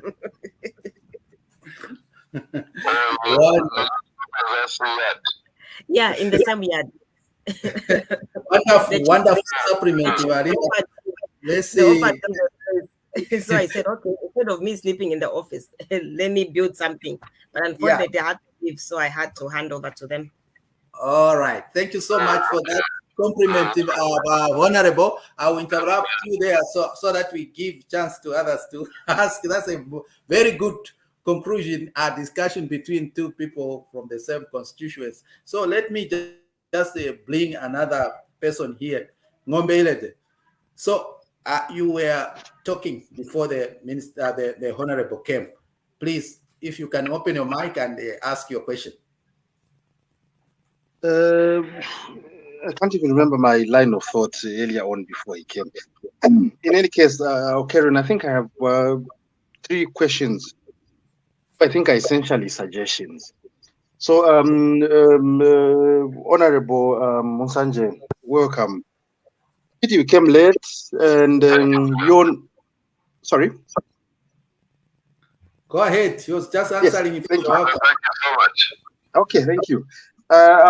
Maybe straight ahead. Let me put it this way: I'm actually a constituent, one of your constituents, so to put it, and so maybe that's why my interest. Pity you came late, and maybe you're also not even gone as far as make an apology for coming late. I hope it doesn't suggest that you don't take serious other people's time. I find that I think a topic as paramount as this one really needs quite a lot of time, because I mean, at the end of the day, essentially, this is free publicity on your part, and also you're talking to people who are not necessarily your constituents. But these are the very same people who actually are more on the ground than maybe even you, so to say, because we live in these communities. You have other issues to attend to. There are times when you have to be based in Lusaka to attend to parliamentary issues and so on and so forth. And so I hope that we are not having you for the last time, and I hope with the technical faults, those can be attended to way before the meeting starts, so that when we start, we're in full gear into this one. In any case, let's make the most of your being here. My first suggestion is maybe, wouldn't it be something worth considering that maybe ministers should not be members of parliament, at least not elected members of parliament, so that they don't have a constituency to attend to. Instead, when they are ministers, they are merely members of parliament, so that they can answer to parliamentary questions. When because I see now you're in Monze and you're talking about network and so on. I'm not sure whether Honorable Muimbu even knows what is happening there, because the man is held up in Lusaka. The man is held up in his ministry. Shouldn't we maybe go with the suggestion that one to be appointed minister should be one who doesn't hold parliamentary position? At least those can just be picked from the general pool of the citizenship. I think that gives the presidency also a wider pool from which to pick ministers. That was just a suggestion. The other suggestion is when we're talking about CDF. I think in the earlier days, now I'm saying earlier days as though this thing has been with us for a very long time, not necessarily very long, but earlier on, I think we were seeing quite many constituencies, going for a grader, this going for this, and so on, essentially going for the same things. Of course, I know that the road network needs to be worked out in many of our constituencies. But maybe a suggestion is let neighboring constituencies work more coordinated so that if one constituency already has a grader, then that can be shared with the next constituency so that the other constituency maybe just has a Bowser or something to that effect. Then they can be, time and again, exchanging and then do the roads together. In any case, some of the roads are actually interlinked. They run from one constituency to another. Some roads actually run through 3 constituencies that they go. So maybe that's also something that can be considered. And I hope you'll be able to remember the questions. I mean, these are merely essentially suggestions. The question rather is, you are saying the CDF is actually being implemented. So now, if I remember too well, I think councils have endemically been very poorly financed, especially when we talk about the era of the PF, where those commanders, as they were called, they eventually took up everything that was an income source for the council. What are the councils really being so financially capacitated so that the handling CDF doesn't become a temptation at the end of the day? Because if you're talking about a worker who's not been paid for 5 months and then they're told, we're fine, come handle these colossal sums of money, I think that's putting people in a dangerous way, in quite an unfortunate circumstances. And a follow-up maybe to Mulongo as our chairperson here is maybe every time we have such a forum, then there should be maybe some sort of follow-up. I think the MP talked about how the constituents funds are allocated. He was talking about 5% administrative costs, 60% this and so on and so forth. So that maybe this table is made available to us also, because I mean, at the end of the day, we talk to our relatives there, we talk to our people there, so that they know.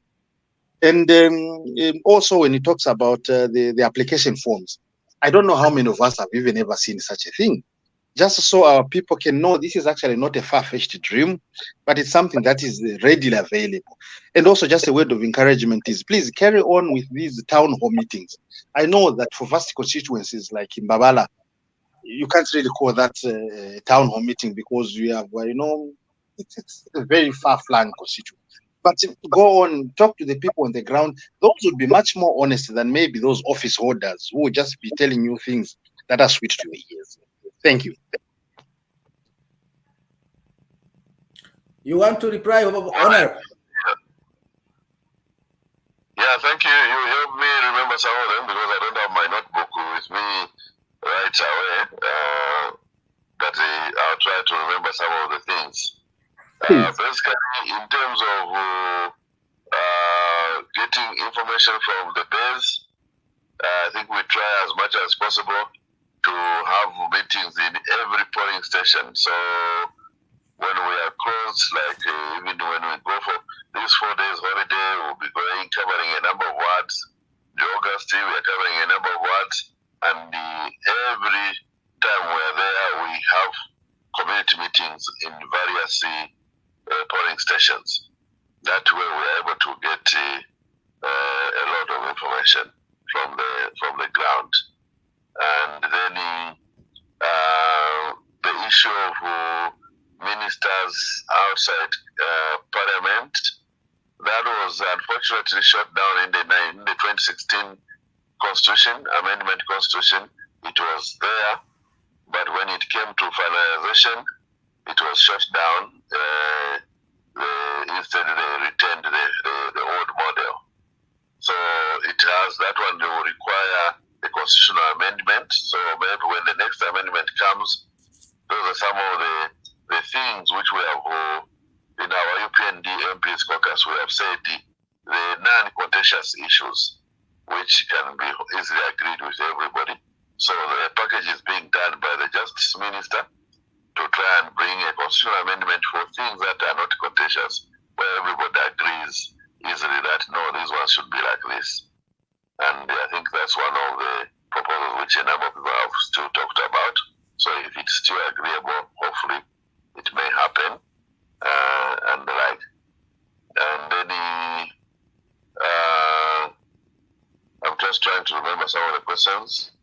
The other one was constituencies coordinating their efforts together so that no neighboring maybe constituencies buy the same earth-moving equipment, for instance. Like constituency A just next to constituency B buys a grader the same, that they can work more closely. Yes, that one is provided for in the guidelines, where something requires two constituencies to work together. Wards actually, ward level, wards can combine on a number of things. Constituencies can combine on a number of things. For example, ourselves, we're buying a drilling rig for boreholes.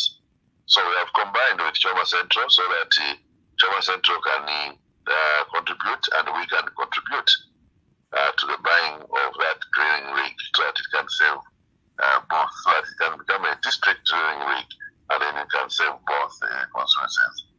So similarly, we're trying to combine on other pieces of equipment and the like.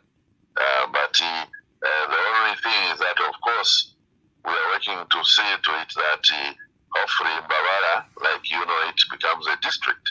So we'd like also MBABALA to acquire certain pieces of equipment for itself as a district, future district, and even try to construct a small civic center in Chirantambo where we think we can start housing all these things that is available. The forms and all that are available right now. They are all at constituency office. There is a constituency office where Linda used to work in Chirantambo. That's where they can find these forms. And then they are given also to the ward development committees in each ward.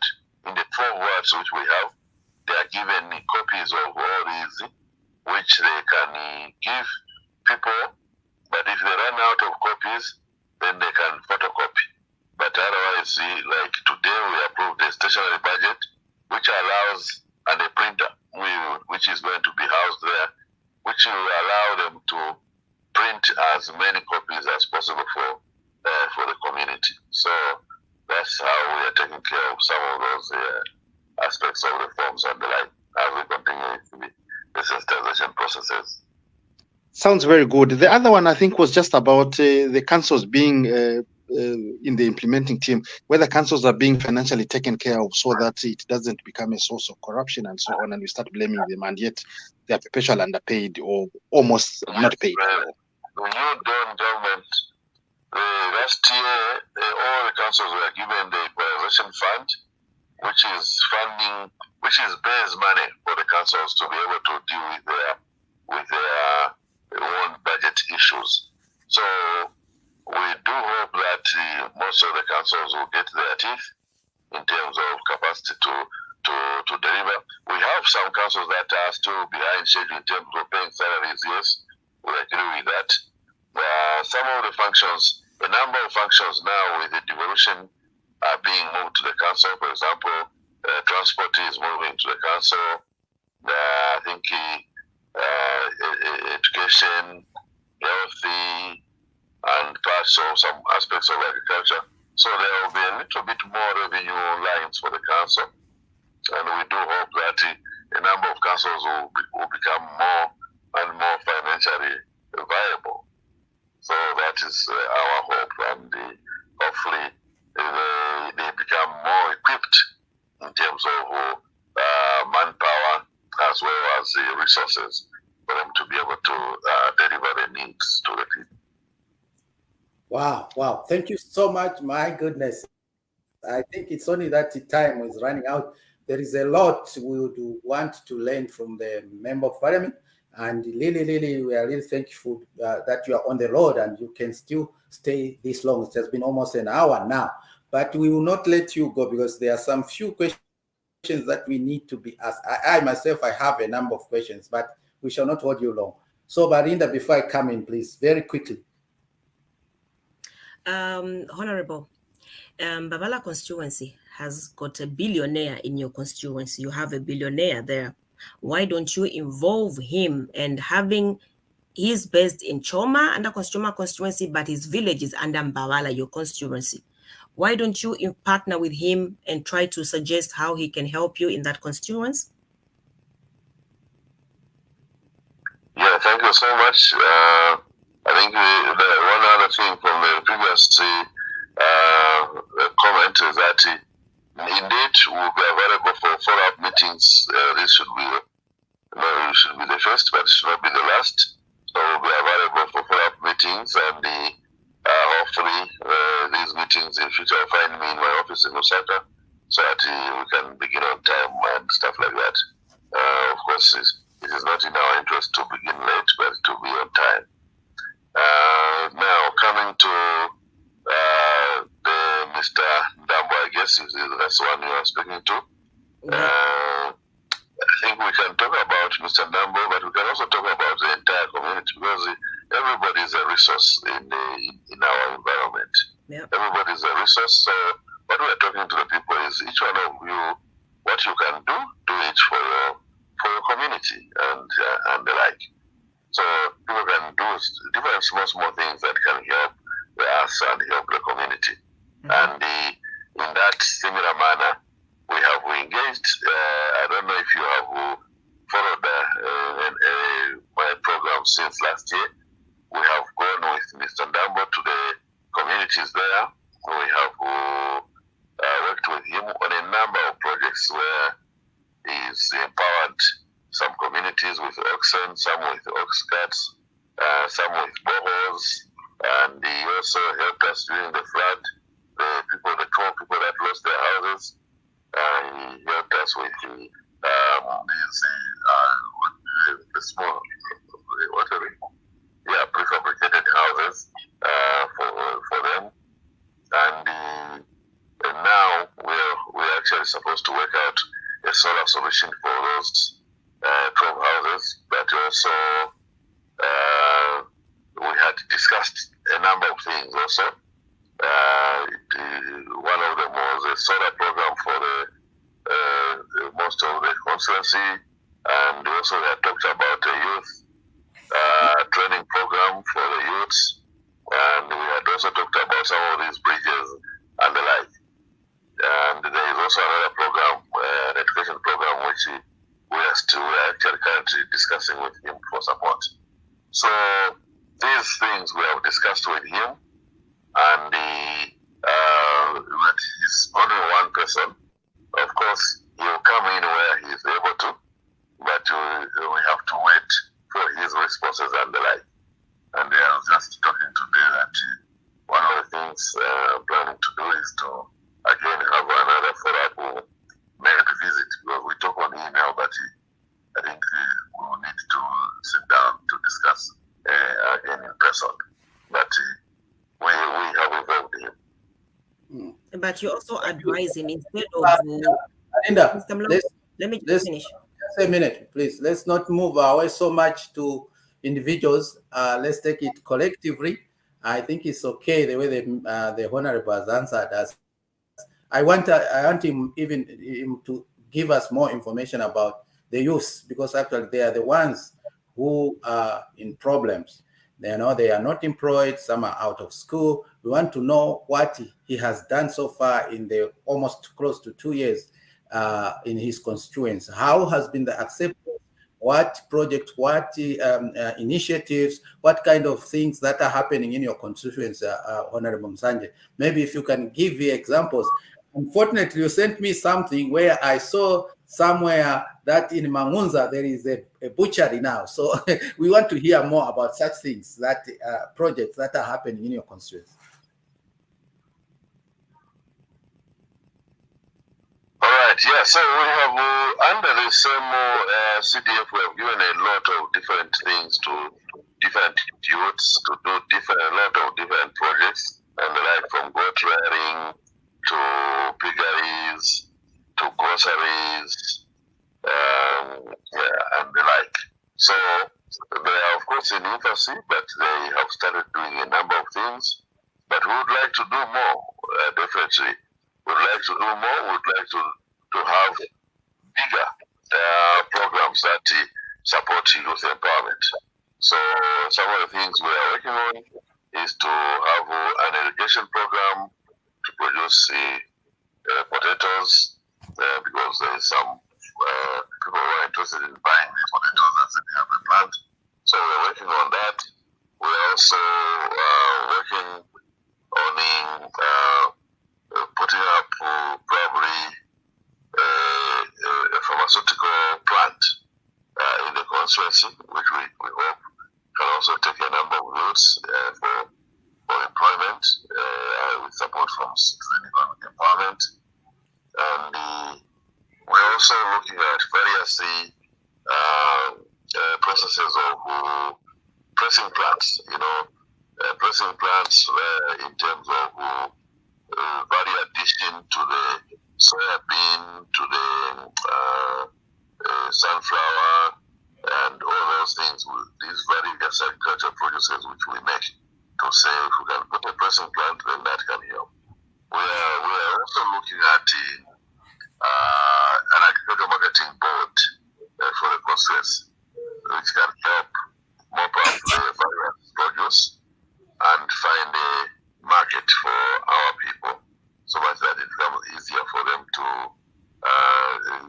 sell easily, and then it becomes the constituency marketing board to be able to resell. But also, I would like to invite you people in the diaspora to come and invest, because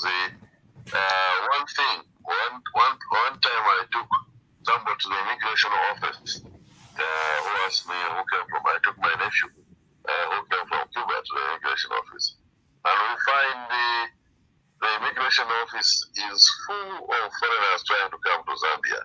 A lot of Chinese, a lot of Asians, and some Europeans, people from Chile and all that. They are trying to get Zambian residence permit to Zambia, and it took time to interview a number of them, and they are saying in the country is a lot of opportunity to do business, to do this and like. You can make a lot of money. We have seen everybody who has come here has made money, but we don't get Zambian investors in our communities. We don't get our own people to come and invest. So I would like to appeal also to you people in the diaspora to be thinking about investing in Zambia, so that you can also make good resources out of these. I'm talking about agricultural marketing board. Right now, the government is saying let everybody buy their own cereals. Go and buy your maize, go and buy your soybean and the like, then you can process it into other things and the like. But we don't have support to do that. So those are areas which people must think about investing here. Instead of us eating cereals that are processed from South Africa, we can actually process them here if we have manufacturing plants. And that's how jobs are created. They are created from a lot of manufacturing different things. A lot of things go to waste. I talk about our mangoes, our tomatoes, and all that. They go to waste because we don't have manufacturing. So we appeal for people to be thinking about investing, bringing manufacturing.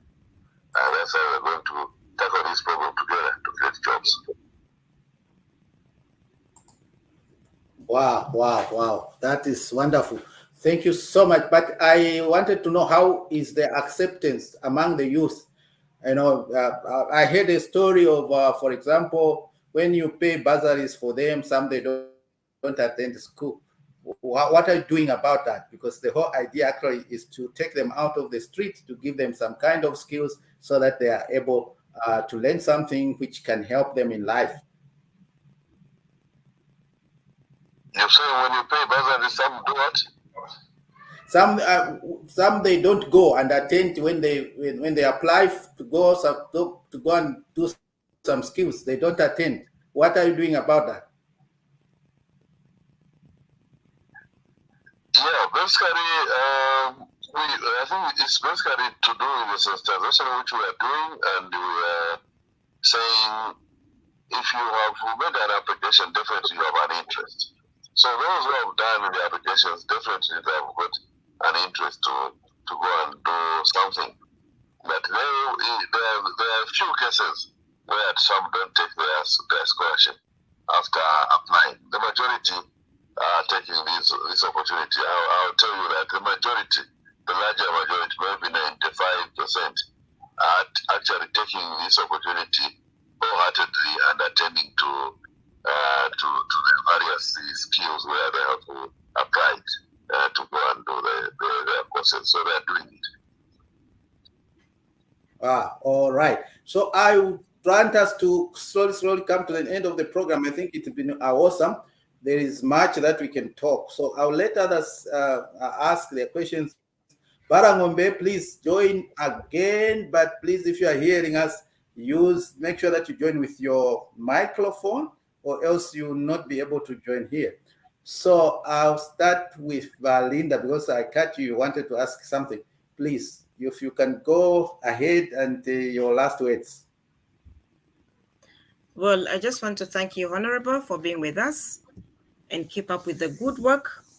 At least if you remember there at Chidalantambo, there's a place for, I've forgotten the guy's name. We opened that bar where we put a pool table just for entertainment for the people while who were there, because there was no entertainment. So some recreation. Ajalantambo, before you go to Macha, there's these places. Zuma is the name. There's a game I was playing called Zoom. So we gave it the name for that place because we used to play it. Oh, the teachers there and himself, Zuma, who was, that's how we got the name of Zuma. Oh, brilliant. Yeah. So some creation facilities for the people, I think they'll do them good, because apart from Gunywa Bugogo, just drinking beer, just some entertainment which they can help them think properly, not just drinking. That's right, yes. Mm. Yes. Yeah, no, most welcome. Thank you. It's been good to interact with you. It's been many years, but we were glad to touch base again. And pass my regards to the one I handed power to, if she's still in the office, the lady. Yeah, Chilufia, yeah, Chilufia, yes. Yeah. Mm. All right, very quickly, Honorable, don't disappear. Maybe one or two people, they still have a wait. But Nancy, then by Joyce, then Ngombele, then we can close. Thank you very much, Honorable, for coming on. And we hope that probably next time that we call on you, you'll be still available, and that probably then you have a better connection. We can only encourage you to continue. We see your videos on Facebook, and that is what people want to see all the time, that what that CDF is working. And like my colleague here said, I think we would like to see some of those forms, the CDF forms, we'd like to see them, and would like probably to have them on our page so that people can have an idea of how they look like. And probably from this live, we are going to write down the steps of how one can access the CDF, and also how long it takes, the steps it takes before somebody actually gets the actual money in their account. I think that would be very interesting for the people to know, so that the expectations are lowered. So once again, thank you very much, sir. All right, you're most welcome. I'll share the forms with Isaac, and then he can post them in the right areas. So most welcome, and it's been a pleasure talking to you. I guess this is Nancy, right? Yeah, the vice. Thank you so much. Bye, Joyce. Yes, thank you, Honorable. I'm really happy to meet you on this platform. We are really ready to come to your constituents and start Cup of Hope football tournament for the youth. Actually, it's from 10 years to 17 years. Normally, it's how we organize. So, Mr. Isaac, I'll give you all the information and how we can prepare the tournament in your constituency. That would be really wonderful from our side, because we are already in Livingstone. We normally also host Cup of Hope in Livingstone, Mufulira, Ndola, Lusaka, Kakabwe, Chirabombwe, and Chisamba. So we want to grow across Zambia. Yeah, so we are ready for next year to prepare this tournament. Thank you very much. And you can also. Most welcome. I'm glad. I'll get the contacts here through Isaac, then we can talk on the sidelines and plan something. So we look forward to that. Thank you so much. Ngombele. Some names. It's actually Balangombe, Aisha. Why I'm telling you, you've been so far away from home that you can't even read properly. Anyway, let's see. We can also leave it at Ngombele. That's also good enough. We have to laugh. At the end of the day, we should laugh. No, we certainly should. Yeah. Honorable, thank you so much for your time. I quite personally look forward to more punctual and intensive exchange of views as we continue building each other. And I think this whole CDF thing is really a game changer. And we are appealing also to us that we're also into this whole thing, that let's not shy away as a diaspora. And I think as we visit, please don't be hesitant when we call on you, maybe just for 5 minutes talk and so on, so that you get to know the faces that you talk to as we go. And maybe also one other thing is when 10 years time will be done in Parliament, don't do it like your predecessor, who turned out to be an imbecile at the end of the day.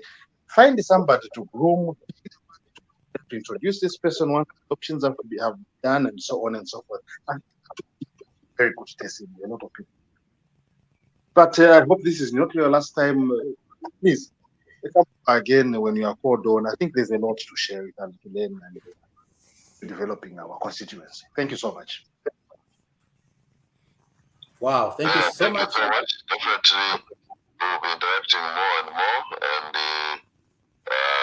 I think for us, especially who are founder members of Upnd, I think we've got slightly different mental faculty with some of our friends who are seeking just opportunities. And I think when you're seeking an opportunity and the opportunity is given to you, there has to be thanks to the people who have given you that opportunity. And I think that is the trajectory we want to follow, and the leaders we want to lead, leaders of service. And the thanks going to the organization, the party, which is an important organization for all of us, and also to the people in the Baba constituents who have entrusted us with this opportunity to serve them and the like, which is a rare opportunity, because there are only one person can be elected at a go, and when they elect you and give you this opportunity, one has to remain loyal and supportive to those people. And I think that's the biggest we want to leave behind. And of course, to deal with most of the issues that affect our people. And it's our desire to do that, and we'll continue to do our level best. So we'll definitely be interacting with you. A lot more from me. I'm available. Whatever I'm required, I'm available. That is my way of doing this. So I really appreciate your feedback. And we should be in touch. Wow. Mr. Wow. Mlongo, before you come in, maybe as a team, as the UPND, given the opportunity through Honorable Munsanje, why can't we come up with something or something we can do in that constituency, which can also help us as an income generating? As much as we are empowering the people there, it's also benefiting us. Yeah, that's really good. That's a brilliant idea. Actually, this is our satellite constituency. You remember? We already partnered with them when they had floods. Whatever little we could give, we gave, and it was really awesome. I saw the handing over of what we were able to buy. So we can come. I mean, we have not talked about a lot of things. There is the health aspect. There is further skills aspect. We can. I was talking to him. Why can't we partner with chiefs? Because there are some infrastructures that are laying about. They are not being used. They just need an initiative idea, and already things are working. You can imagine there are places he knows very well. And you're telling me that everyone is welcome. You can come on board. Talk over electricity. In terms of electricity, I'm talking about renewables.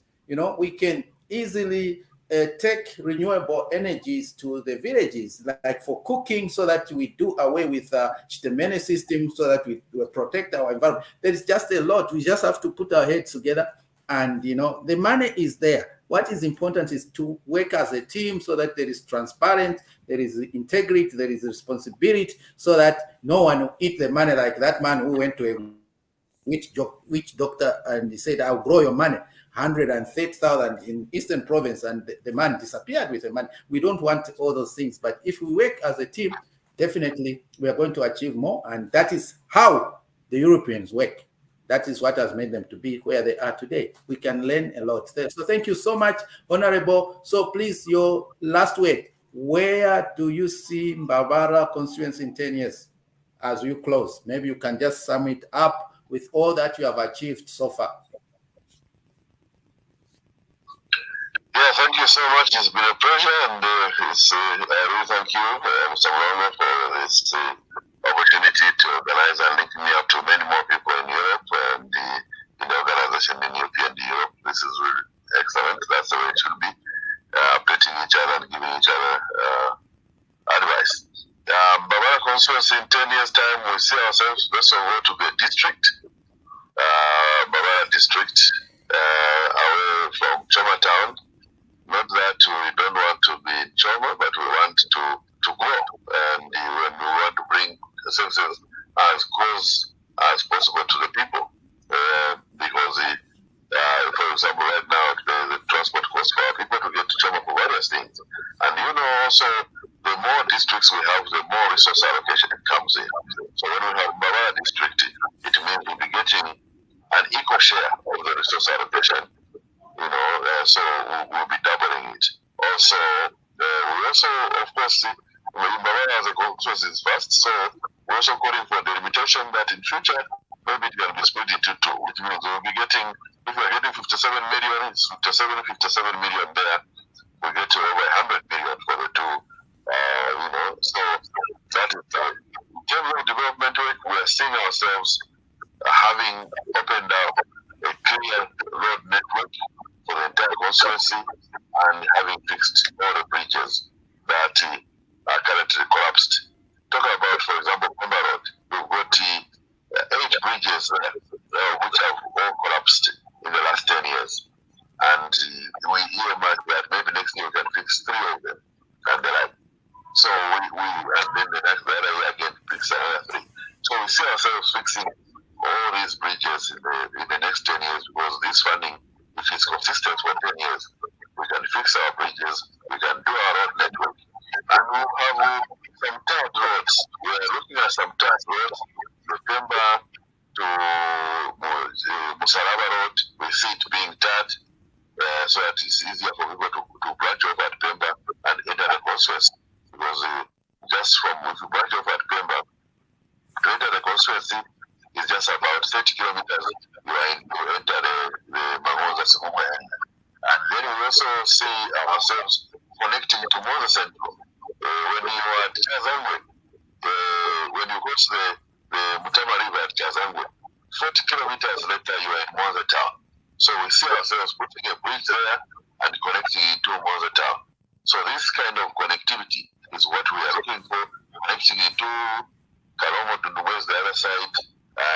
Also, so very good road network, bridges fixed, and then of course the people, a vibrant economy. With these loans which are being given to people, we are looking at a vibrant economy in the constituency, where we can have our own industries.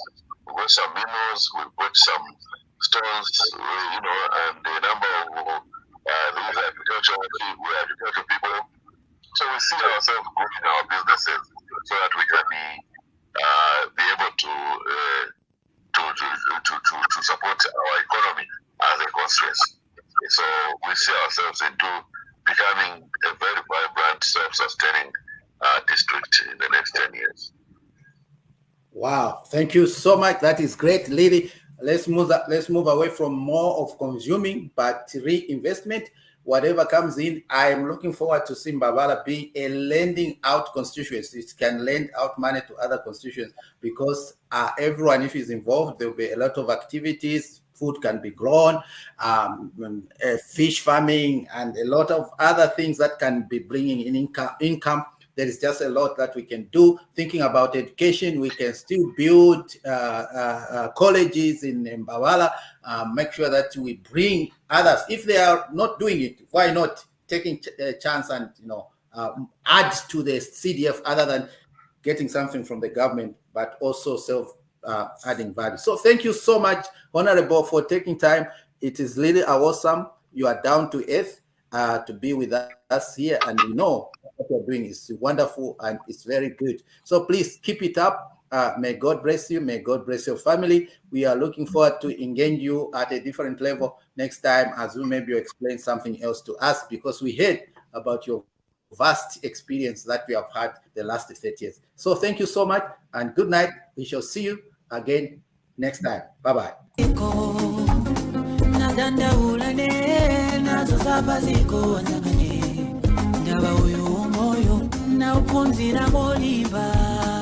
Nikanankala wa ulesi kanakangi olimpikila koma lelo na pesa chikundi chopambana sichizikweza yaichilibe nsanje chimapirira ichini chikondi chazoona amalume nilandileni amela ni chikondi chopambana chapasanga nilandileni amela ni chikondi chopambana zapaziko abale bangae chikondi chochokera kwa Yesu abale bangae chikondi chochokera kwa Yesu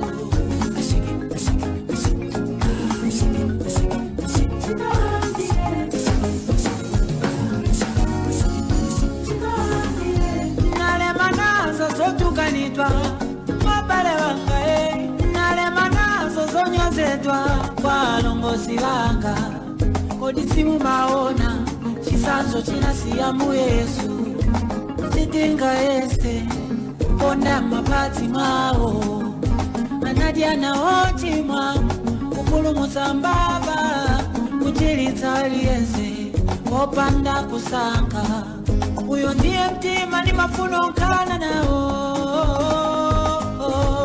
maikalanga leo umelilandileni chapasanga nilandileni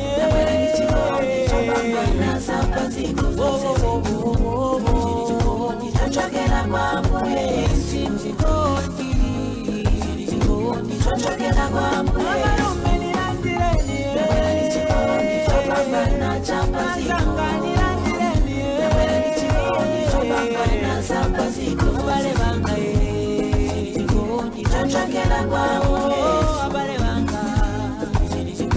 chochokera kwa